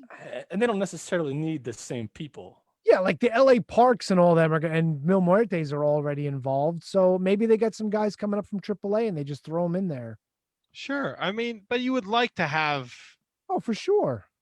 Like I know Daga is still around. I don't know what Cobra Moon was Thunder Rosa. She's not available. Jeremiah Snake was Sammy Callahan. Jake Strong was Hager. Pentagon Dark is Pentagon. Prince Puma was Ricochet. The Mac is Willie Mack. Oh, with not knowing enough about the story, this to me, like if I'm just watching MLW for the first time, I don't necessarily need those people. Like with this draft, maybe they're bringing other people that could make it a whole new beginning as opposed to, I mean, it'll have the Lucha Underground feel, but you could easily just do something completely new and different. That's a great point. With talent wise. Guys, I'm in the Thunderdome. Oh boy. Yeah! Kick his ass! Are you allowed to say ass? Right. I don't know. Woo! Yeah, no, it's Sheamus. Boo! Wait, I gotta show you what this guy. I gotta show you what this looks like. Wait, you gotta wait for Johnny Ace to tell you what to do. This is what it looks like, by the way. Boo! Oh, they're going to commercial. All right. They're in commercial. They picked a great time to put you on. Like Tony's here. Go to commercial. Cut. Yeah, we're in commercial, I guess. You could. All right. Are we gonna lose you now that you're in No, commercial? no, keep going. We're in commercial. We're good. All right. Well, let's take a minute while you're fucking around with your Thunderdome to thank those that support us over at our Patreon, patreon.com/Wizards Podcast. For as little as $1 a month, you can support the Shining Wizards Wrestling Podcast. I would venture to say your best value is $3 a month, less than a cup of coffee from Starbucks, and you can support the Shining Wizards Wrestling Podcast, and that'll get you four bonus episodes of the Shining Wizards Wrestling Podcast. This month, we did a profile on Bad News Brown. We did the Inside the Ropes crossword puzzle, which is a hysterical listen as I read the clues to Kevin and Tony, and we try and figure out what the fuck we're doing. It's great. Tony did a watch along to, what was your watch along to? CyberSlam 96, the tag team match. Right. It's the tag team dog collar match. And we will be doing a profile piece on Fall Brawl 1995 in the coming days, which will be available for you. And you get all that for the low price of $3 a month. So if you want to support the Shining Wizards Wrestling Podcast, you like what you're hearing, please check out our Patreon, patreon.com/Wizards Podcast. At this time, we're going to thank those that support us. We're going to start with Brendan Heaney. Brendan Heaney. I don't know why that's so hard for me to say. Roll. Keep going. Braden Bergen, the LeBron James Mattel Elite Figure Collecting. The Bergman. Matthew Perch over there at TruePrinceOfPro.com or True Prince of Pro on the Twitter machine. Ref Birch. David Henry Bauer III, his pal Antonio Hosterman, makes experimental music at harvestmanrecords.bandcamp.com. Michael Hammond, Thomas Copps, the Mott Spock, Jay Kopp, the big cop of pump from the Turnbuckle Throwbacks, the only thing worth listening to on that god-awful fucking show. Kenny Hossey, Mr. Scotch Drinks More himself. Mark Parloni. Happy birthday, Mark. Christine Friesendorf, Matt Mellinger, Matt Garifo, no relationship to the KJG. What's up with that? Catherine Hensler over at OnDeckIC.com, also part of the Mark Order podcast, also part of Pick a Vinyl podcast, also part of What's Good with KG podcast. She is a podcast strumpet. Brett Simonello. What do you hear? What do you say? Ryan Schlong, Sean Calejo, Sean Toe, Ryan Arthur. What's wrong with you? Ryan Arthur over at elementary.com, your local brewery here in Hackensack, New Jersey. Support Elementary if you can at elementary.com. Anthony and Danny Rusinello, the AOP of the SWP. Manny Crazzo, the king of the Shining Wizards, flanked by his queen, Kathy Hummer. And last but certainly not least, Mr. William Mercier Jr. Lives are gonna be in William Mercier's hands. You know what I mean? Can I tell you guys, this is the longest I've been in, and like they're keeping me on. They're in another commercial. For some reason, they're doing short commercials tonight. This is really weird. Try to yell Shining Wizards. They're not gonna hear it. They'll throw me out probably. All right. So Tony's got the volume up over there. He's distracted. No, I'm good. I'm paying attention. I caught my what do you hear, what do you say's and happy birthdays. I'm in. Okay. Tony, excuse me, Tony. Jesus, Kevin. Tony. That's me. Yes, Kevin. Impact Wrestling. We are this is the go home to, or no, I'm sorry. This weekend is Under Siege, so we have one more episode Thursday night. But you were on the Twitter machine today. You were over the moon with ELP and VSK. Boys. I mean, just VSK. I mean, Tony, you can say Tony's followed VSK for a long time and the Northeast Independent, New York, New Jersey Independents. Guy's been under the radar for a long time, finally getting his shot. He's been on AEW Dark for the last few weeks. And then, like, I was like, oh my God, like VSK's on Impact. Like how is this pot? And then I see who they put him in with. I'm like, this makes sense. Really cool. Cosmo is just like, really cool dude, super talented. Kevin's 100% right. VSK's the man. Yeah, I mean, his from his tag team days to just literally now he's finally getting his chance in AEW and in Impact now, making his debut. And you couldn't have put El Phantasmo in with a better performer than VSK. Dude, match was like off the charts good. And I couldn't, I mean, Matt, you know more about El Phantasmo than me. Considered one of the fucking, you know who he reminds me of? And I don't know if this is by design or not. X-Pac or Oh, Six. okay. Like coming out like he does like the this and that, like yeah, like has the hood like this, and like he has like that attitude, like that like no F's given attitude of Six or X-Pac. And dude, the match was so great. Obviously, VSK got an entrance, which was huge. But obviously Phantasmo went over. Great match. And that wasn't that. Now Phantasmo is going to be in a 6-way, I believe, next week to determine the challenger to Josh Alexander at the pay-per-view, which I think also includes Ace Romero, TJP, Petey Williams. Probably going to forget somebody. But anyway, great match. My boy Brian Myers got his head knocked in by Black Horus Hogan, because Brian Myers was complaining, and Rosemary tried to get him involved in some finagly tarot card tricks, and then Brian Myers wasn't having it, and then Black Horus nailed him with the most vicious headbutt I've ever seen in my life. You got the final 3 match spots in the main event for Under Siege, which is the 5. No, that's a 6-way. So that Moose obviously beat James Storm. You had Trey Miguel defeats help me out, Matt.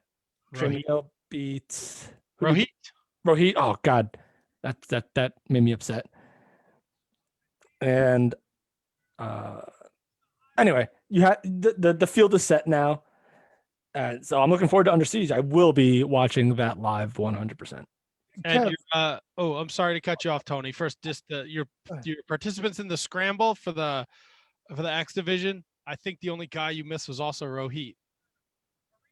Oh, and Ace Austin, I think I didn't say either. Okay, yeah. Ace Austin, Petey Williams, AC Romero, Rohit, TJP, and ELP will be on a scramble match this Thursday on Impact. The winner will face Josh Alexander at Under Siege. That's right. Yeah. Is I was binge watching, boys.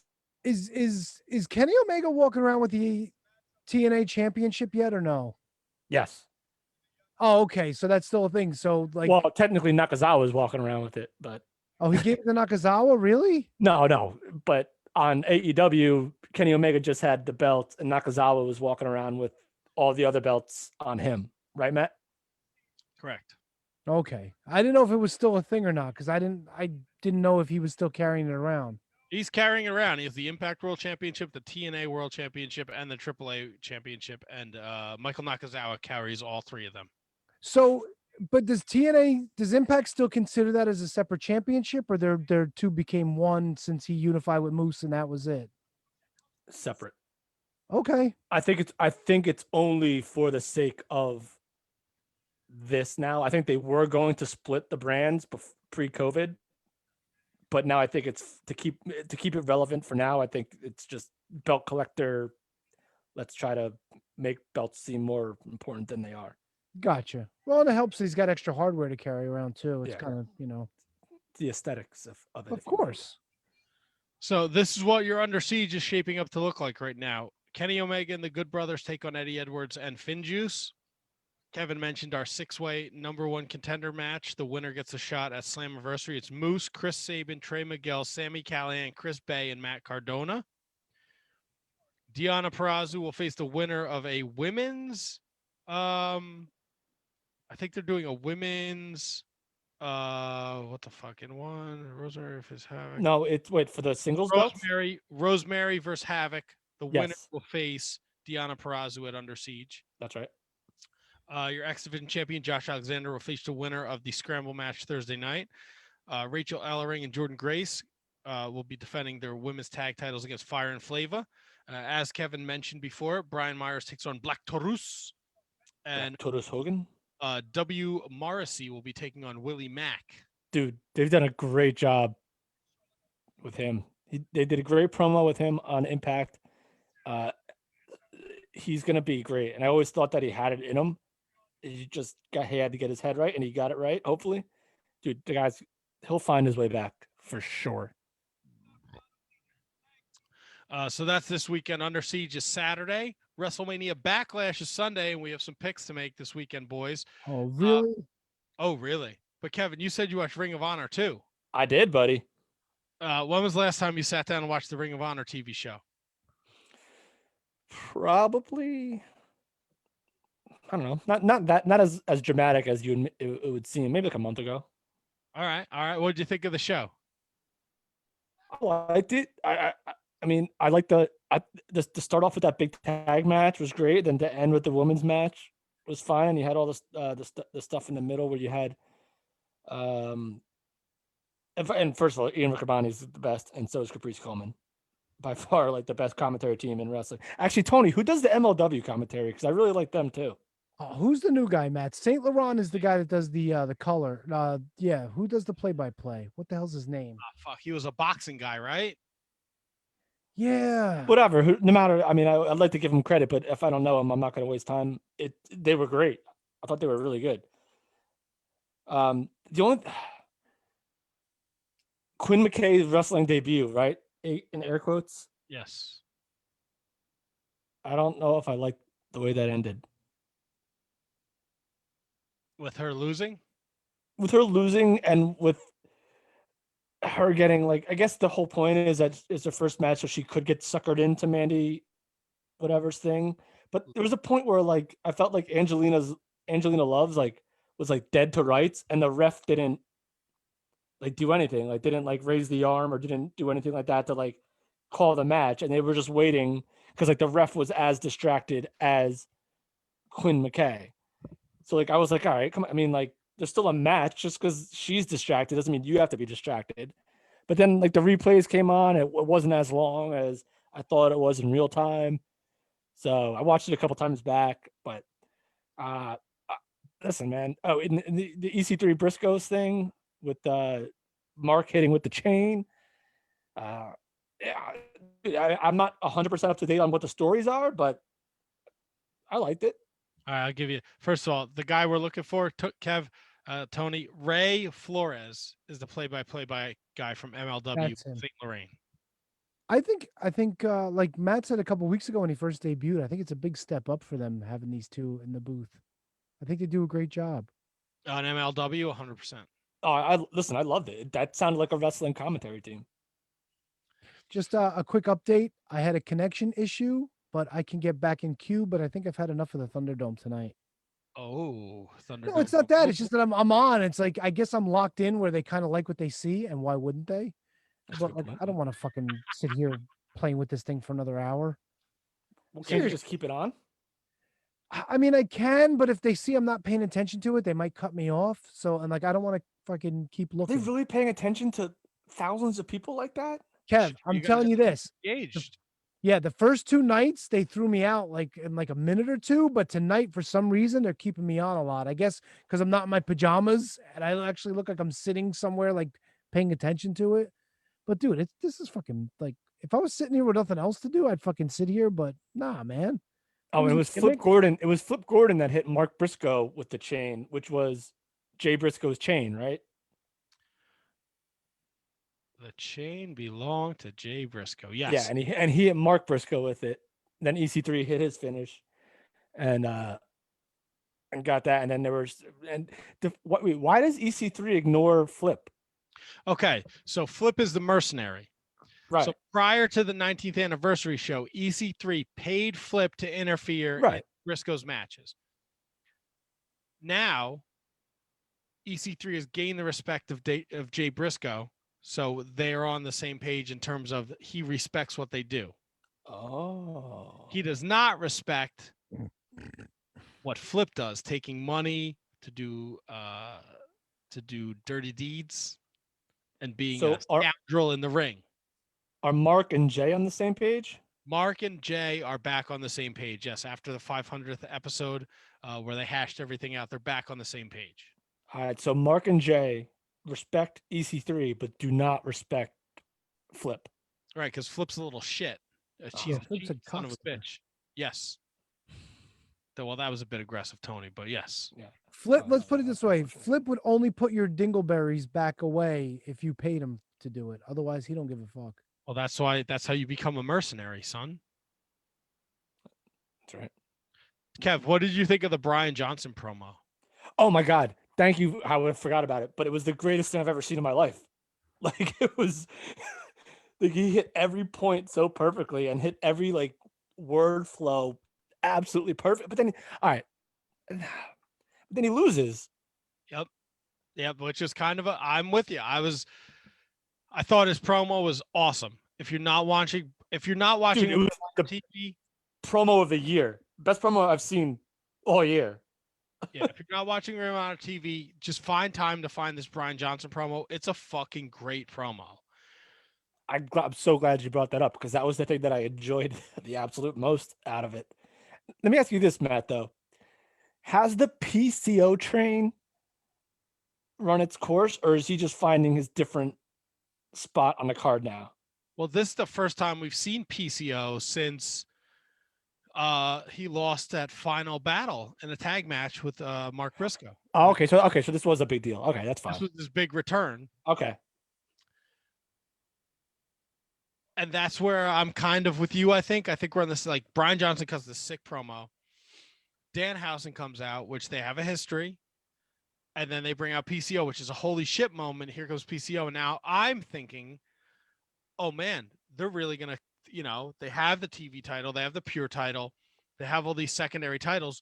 This is a great spot for Brian Johnson to be in if he can get a win over PCO. Like, elevate him, get him in the mix. PCO comes out. He fucking malfunctions in the middle of the match. And he attacks the fucking ring girl. He attacks the timekeeper. He fucking runs himself through the barricade. He hits the moonsault. Brian Johnson kicks out. And then he did this weird, like almost mandible claw like finisher. I think it's called like Destro's. Well, yeah, he was getting the teeth for Danhausen. And by the way, this is gonna make me sound like a weirdo. This is the first time I've ever heard Danhausen talk. Oh, you never really? No, and I was not expecting his voice to be that. Kevin, this is what you don't understand. Yeah, like he should have been in like Office Space. Oh, Kevin, maybe you could be Kevin Hausen. We could be like, yeah, I believe you have my stapler Hausen. Like everything's a Hausen. Matt's drinking. Oh my God. Matt spilled his beer Hausen all over the cable Hausen. Yeah. I didn't get any cake Hausen. We're gonna need you to move. I don't want to move. I don't want to move to the basement Hausen. I don't want to move to that. I'd never heard him talk before. Interesting. Fair enough. Yeah, I was perplexed by the finish. I don't like PCO beating Brian Johnson. If this is what they're going to do, where PCO and Danhausen are a team, and PCO is extracting teeth for Danhausen, okay. I'm not against it. Yeah, I can get on board with that. And then I really like I love the promo packages rule on Ring of Honor, the stuff they did with Quinn, with her telling her story. I want to punch fucking Angelina Love and Mandy Leon in their fake tits because they both suck. They're awful. Wasn't she the one I will that never cried say a bad word about Mandy Leon. Wasn't one of them the one that cried when they were getting made fun of by some fan and Bubba Ray had to pull the guy aside or some shit? That was Velvet. Oh, that was Velvet. Yeah, well, she his sucks wife. on commentary anyway. So, are they married or are they just? Oh, they're married. I'm pretty sure. Oh, good for them. Oh, Bully and Velvet, aren't they? Yeah, I think so. Yeah. Okay, good for them. Bully. Don't be a bully. I like this match. I like that it went on last. I liked how invested Caprice and Ian were in this match. And at one point you could see them in the background fucking jumping up and down. I think the story here is going to be that Maria Kanellis gets Quinn into the tournament and she meets Angelina Love in the finals. Good. Well, if that's a story, that's God, yeah. And if Angelina Love wins, we riot. Fuck that noise. Well, she beat Quinn McKay. She got a first round bye in the tournament this summer. Well, whoop you do. Yeah, because Canellis was on commentary, so yeah, she was. Yep, she was. Yeah, she's all in on Quinn. All in on. I didn't even mean to do that. I'm all in on Quinn. Yeah, absolutely. Quinn's a babe, and she looked great. She wrestled her balls. This was a really good showing for her. She had a nice power slam. She had the Cobra Clutch. She has fuck, what were they called? The tangerine lock, I think. Yeah. Was it the Tangerine Dream? Yes, the tangerine dream is her like $1 million dream. Yeah. That's awesome. Tony's don't make Yeah, Tony just gave us the worst you look gotta ever. see it. It was good. Can I are we doing Ring of Honor? Because I just thought of something I didn't bring up last week. I don't think I Yes. brought up last week.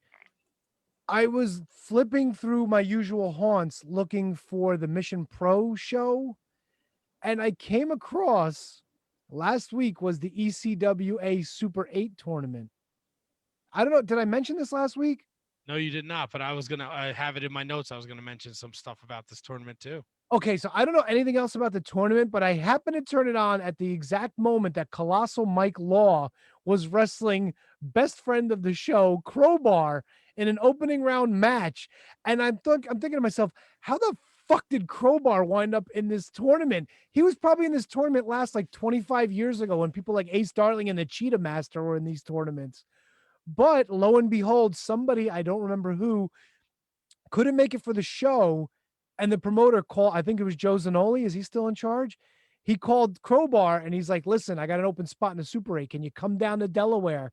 Crowbar, being the professional that he is, jumped in the car, went down to Delaware, made it to the second round of the 2021 ECWA Super 8. What have you got to fill in the blanks on this one? Absolutely nothing. Sorry, I was looking it up because I want to make sure I have it right. That's okay. I remembered all. I only remembered that smidget of the tournament. But how fucking hilarious is that? Crowbar in the ECWA tournament, Super 8 in 2021, Kevin. Oh, I hear you, buddy. Unbelievable.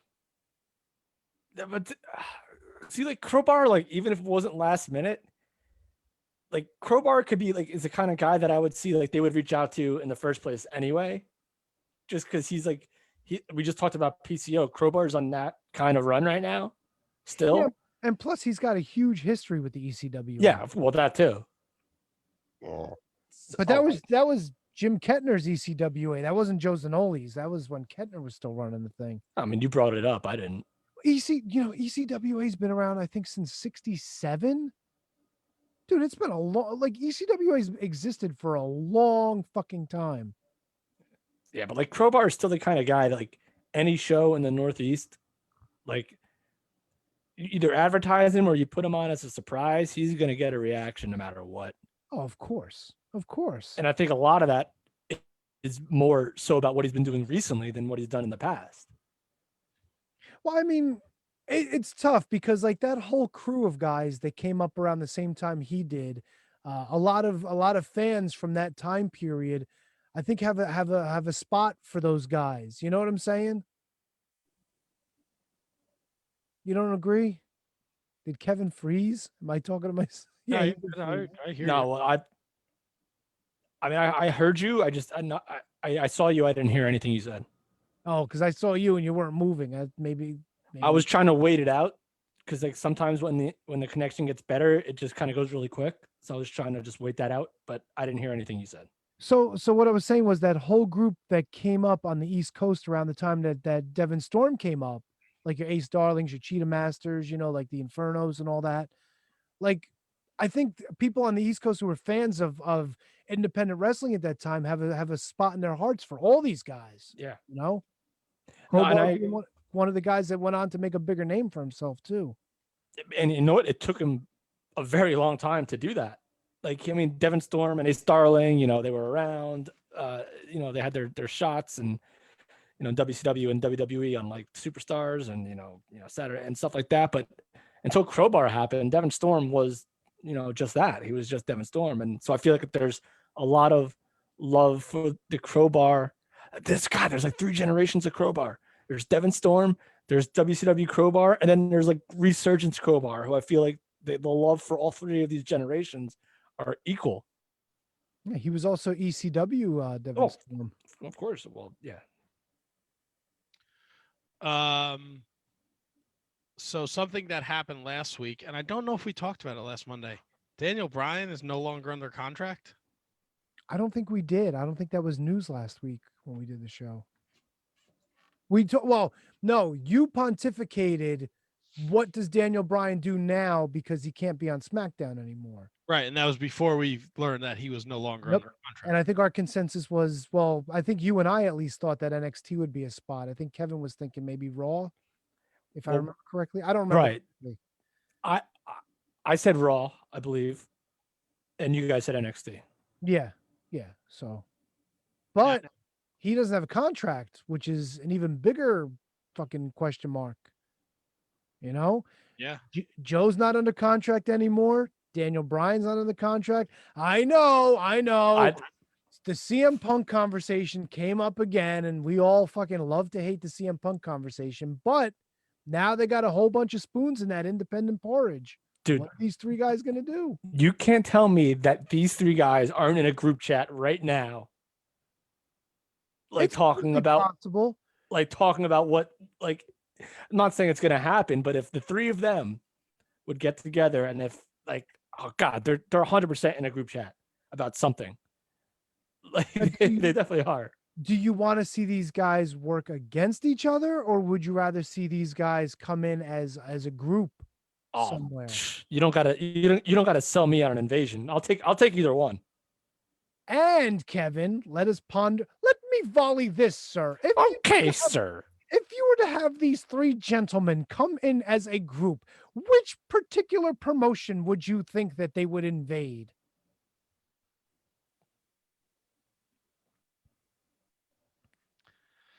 I think. All right. Well, I can't tell if. Okay.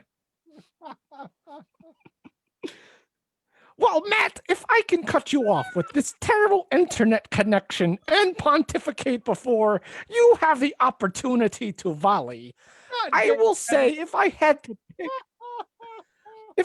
to pick one promotion with great Wi-Fi access, I think it would have to be, barring any travel restrictions, New Japan Professional Wrestling. Wow, really?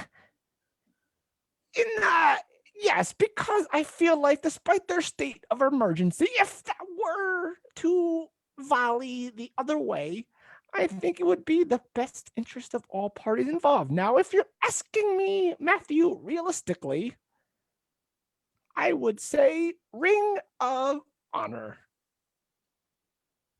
Volley in your court, sir. Matt, what do you say to that? I think New Japan is a fantastic idea, but I think Ring of Honor, when the world starts to open up, things starts to go, you get a live crowd, you can bring them in a triple threat as a faction. Like, what we saw the Elite do for Ring of Honor, where it boosted them with the Bullet Club, whatever the fuck you want to call them. It was Cody, Young Bucks, Kenny, and all that. I think Joe, Daniel Bryan, and Punk would blow that out of the fucking water.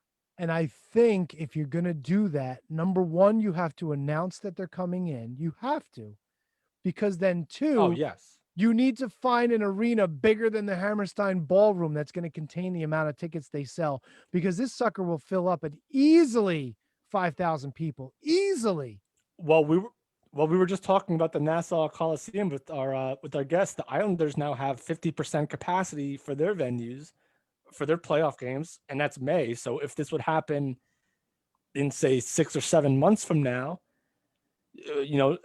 I can only imagine Madison Square Garden won't be too far behind in terms of their capacity if they haven't already done it. I like the way you're thinking, Kevin. I like this. So, but Ring of Honor at MSG with these guys headlining against three of Ring of Honor's current stars. Well, that's the thing. That's what we have to realize here. This is great for maybe a year, 2 years, because these guys aren't young anymore, especially Punk. But if you have to modify your expectations. Well, look, CM Punk easily 6-man. He doesn't have to be in the ring the whole time. Even if he's ring rusty, he can get in, do some stuff. But I think long haul, you might be able to get Samoa Joe and Daniel Bryan for a couple more years.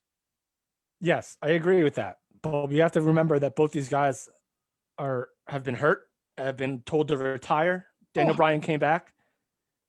Samoa Joe I don't know what his deal is. CM Punk is not young, but that doesn't necessarily mean anything because Chris Jericho AJ Styles, fucking for lack of a better whatever anyone wants to say about him, Goldberg still wrestles.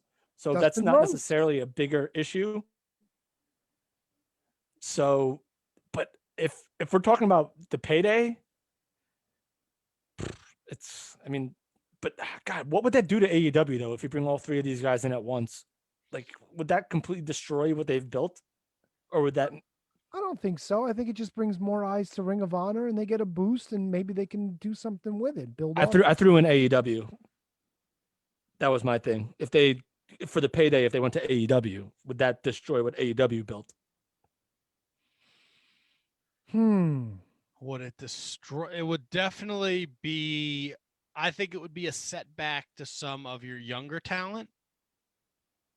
Yeah, like, but you could. But there's so much. Like, you could do like a Samoa Joe MJ. Like, you'd have to probably split them up, and not like do like a Samoa Joe MJF, and like a CM Punk Kenny Omega, or a Daniel Bryan Cody, or a Kenny Omega, or like interchange, or Jericho would probably have to be involved somehow. Do you think a Kenny Omega Young Bucks versus Bryan, Joe, and Punk would be a sell?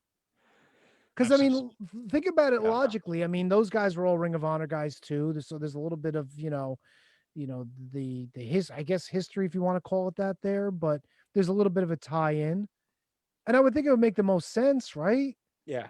'Cause I mean, Omega and the Bucks are sort of the younger stars, if that makes sense. You're not bringing in these guys. Like, there's three people on the AEW side that would probably have to be involved, and their names are Chris Jericho, Kenny Omega, and Cody. Right? I don't know if I'd put Jericho in that spot. I don't know if Jericho can hang with the style that these guys are going to have. I don't know if I want to see him in that spot. As much as I wouldn't want the Young Bucks, I know what? For a match like that. Has Jericho ever worked Joe? I mean, that could come later down the line, though. You know what I'm saying? Like Joe Jericho, yeah, but I'm just trying to think if match. But if we're doing a 3-on-3, I don't know if I want Jericho in there. No, I'm talking separate. Like, I'm talking like. Oh, separate for sure. Jericho against Joe. I think that's got some value to it, of course. If it hasn't been done, because Jericho Punk's been done, Brian Jericho's been done.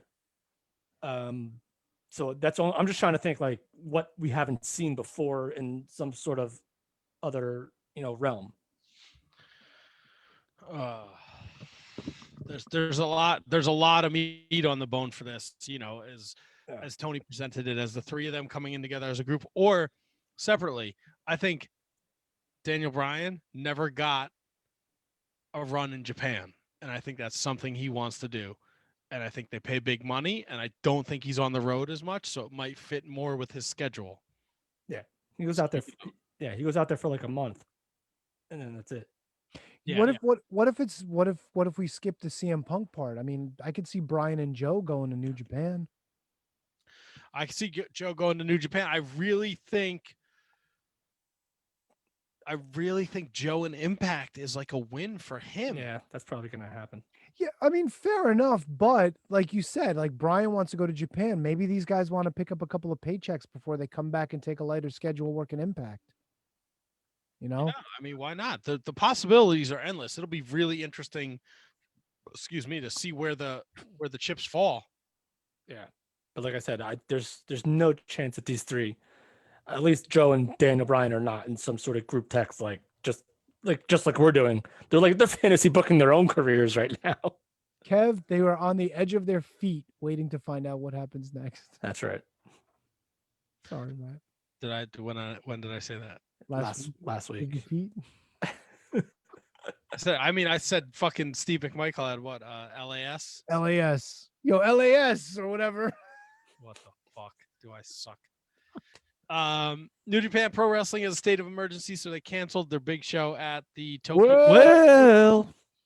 Well, if you could find about an hour, go out of your way, watch Ospreay and Shingo from last week. I still got to check that out. I heard it's amazing. It is fucking unbelievable. Good for Shingo, man. I'm glad he's on the run that he's on right now. He's amazing.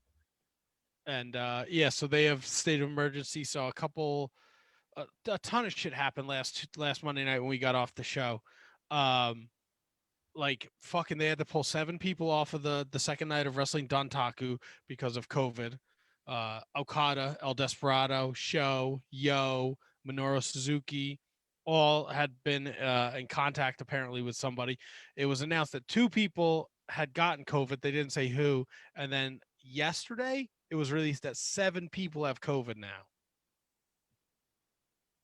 Whoops. So yeah, not a good. I mean, it sucks, but they're back to a state of emergency, and they canceled that big show they were going to do at the Tokyo Dome. Wow. So that's kind of a bummer, but we'll see what happens there. I'll keep my eye on New Japan Pro Wrestling. As we know, Yuji Nagata Wednesday night on Dynamite. Tom Lawler set to defend his New Japan Strong Championship against stablemate Chris Dickinson. That'll be happening Memorial Day weekend, that Friday night, May 28th. So that should be exciting. The next AEW pay-per-view is going to have a full house. Yes, and they're back on the road. Yes. Bitches. So that's pretty exciting. The world's starting to open up. I had refunded my tickets from the show at the Prudential Center because I didn't think that was going to happen anytime soon. And then today, with the help of Kate the Great, since I was having a major problem with Ticketmaster, ordered better tickets. Nice. So, Oh, baby. It's right now is me, Kevin, and Kate are locked in. I have a 4th ticket. And I will watch many people fight to the death until September 17th. And then whoever is the winner can come with us. I will not be in that tournament. I know you opted out. Well, look, a boy can dream that the You know what people. else I'm opting out of? Can I What's tell you that? what I'm opting out of? Oh. Dave LaGreca broke mine and Kevin's fucking horns last week to come up to the trivia at Tommy Fierro's Wrestling Universe. Is that what it's called? The Wrestling Collector. Wrestling Collector. Where's No, the Wrestling Collector. Okay, the Wrestling Sussex Collector. County. Okay. So he was going to be doing trivia, which he still is doing tomorrow night, but it's not 8 to 10. It's 6 to 8. So I am definitely not going to be able to go. I was planning on going. I will also not. I will not be able to. I have to work till 8, and I was going to go right from Weehawken to Summit right to up there and maybe catch the last half an hour of it. But now, since that's not happening, I have to bow out. So that's kind of a bummer. Yeah, it's going to suck. Last week was Dave's last appearance on the show. And, Well, no, technically, he changed just when we had the answers, he changed the questions. he pretty much. He was probably still injured when he came on last week. And didn't That's really true. have time. That's a good point. Dude, 6 to 8 is tough. And it's like 45 minutes from me to begin with. Dude, going west at 6 or going at 5 o'clock to get there. Get out of here. Going westbound. 23 to 40 to 23. You know how many people live up that way that commute to New York City every day to go to work? That's a bitch of a ride to get back at. Dude, 80. I'm traveling 80 at going Route 80 at freaking at 5:30. Plug for our friend Dave. If you're in the area, or if you want to sit in Mad. Oh yeah, no, it's a great time. Okay, There's no traffic at all. If it was at 8 o'clock, I'd be down. I actually finagled everything, but I just can't do 6 o'clock, dude. Yeah, but I'm gonna get out of work and whatever. No, it's not happening. Oh boy. Love you, Matt, Dave. we got anything else to cover? Yes. Do we want to talk about Dark Side of the Ring with Brian Pillman? We can if it's going to be a few minutes because I want to kind of, It should have been Dark Side of Melanie Pillman. Holy Jesus Christ on a fucking cracker. Yeah, man. Like, first of all, I never knew that he had a first wife. I didn't know anything about the details of him to begin with. So, and she fucking killed herself, dude, because she lost custody of the kids. Yeah, I feel like that was talked about on one of the Conrad podcasts, like in passing. Maybe. I just don't remember that at all. Homegirl fucking meth is a hell of a drug. Holy shit, what a No, mess. what was that shit? What was that scar she had on her arm? No idea, bro. That just kept distracting me, dude. And I don't know, man. Look, good for Brian Pillman Jr. that he's trying to get a relationship back together with his mother. That's some awesome shit. Because the shit that he was saying about her, like, on other interviews and stuff, they just did not fucking get together. It's nice to see that he's at least trying to salvage a relationship with her. And dude, Pillman's sister? Oh my God. What a beautiful woman she is. The shit she had to go through to keep things together for these people. Oh, which one? She's Pillman's sister. Yeah, yeah, yeah. Because he has like fucking 5 kids too. I know. I know. I mean, it's such a fucking sad story, dude. It really is. No, it was a great watch. There was nothing. I don't think there was anything groundbreaking. I mean, I didn't know about the suicide. That was kind of new to me, unless I just forgot about it. But it was rough, man. Great watch. And here's the schedule. I want to know what you guys are looking forward to most. This week, Nick Gage. Next week, Collision in Korea. That one I'm fucking 100% down for. Can't wait. The week after that, The Ultimate Warrior. That's gonna be interesting. Oh, wait, news bit. Melanie Pillman, before she married Brian, was dating the Ultimate Warrior. Did you hear this? Apparently this came out of the woodwork somewhere too. I never heard that. I forget if it was Conrad talking about it or if Jim Cornette had mentioned it, but yeah, she was dating Warrior before she met up with Pillman. Goddamn. Small fucking world, man. I swear to God. June 3rd is Grizzly Smith. That's gonna be I'm not looking forward to it, but that's gonna be a good one. Oh, I don't give a shit what any. I cannot wait to watch that one because that one's gonna. Oh, I can't wait either, but it's not on my to-do list. You know what I'm saying? That's gonna be the most fucked up one. Oh, of course. And then they end the season with Dynamite Kid on June 10th. Yeah, I think Grizzly Smith's got Dynamite beat 100%. Wow. Actually, probably for me, is probably Nick Gage, only because as someone who's lived in this area as long as I have and how big of the legend that he is in this area, I really don't know, other than him robbing a bank, I really don't know a whole lot about him. So kind of looking forward to that. Yeah, I'm looking forward to all of them, but that Grizzly Smith one's going to be fucking rough to watch. No, I'm really interested in that Collision in Korea. Like, especially after hearing Eric Bischoff talk about it and knowing that Scott Norton was fighting with his wife on the phone and said it sucks here and they fucking arrested him. Yeah. That's some wild shit, dude. Oh, by the way, something we're going to find out. Antonio Inoki is a fucking genius, and you're going to find out why if they go into it in this Collision in Korea thing. Unfucking believable. I think we talked about it a little bit last week, but we got to see it just to fucking see what a genius he is. This kind of ties in because in the second season of Dark Side of the Ring, they'll be doing a piece on FMW, and Onita broke the news the other day. He's starting a new promotion called FMWE. Frontier Martial Arts Wrestling Explosion. Of course. Why the fuck not, dude? Wait, hold on. Okay.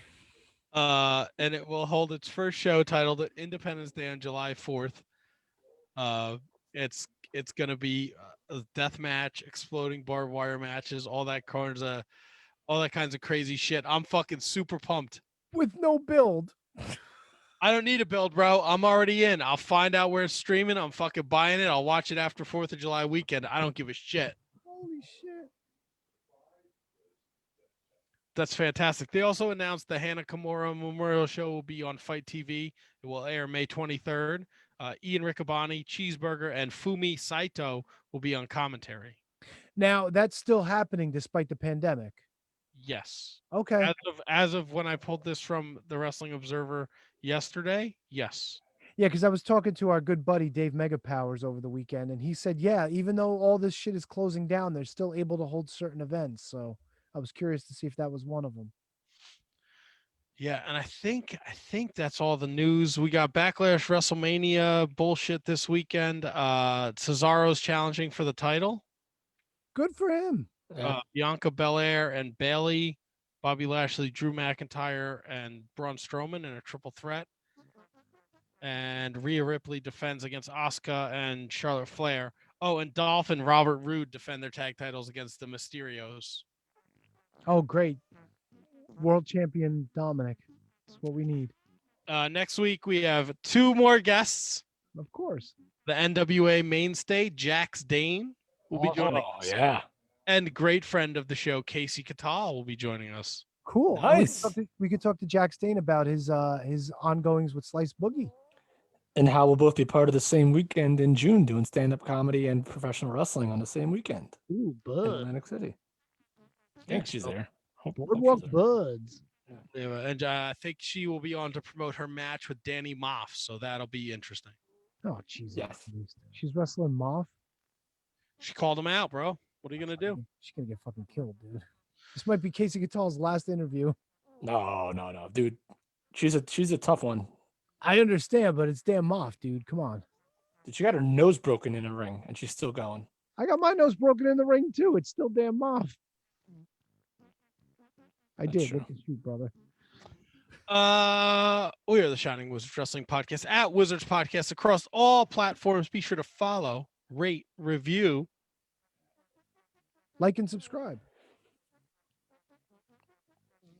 Got to say something real quick.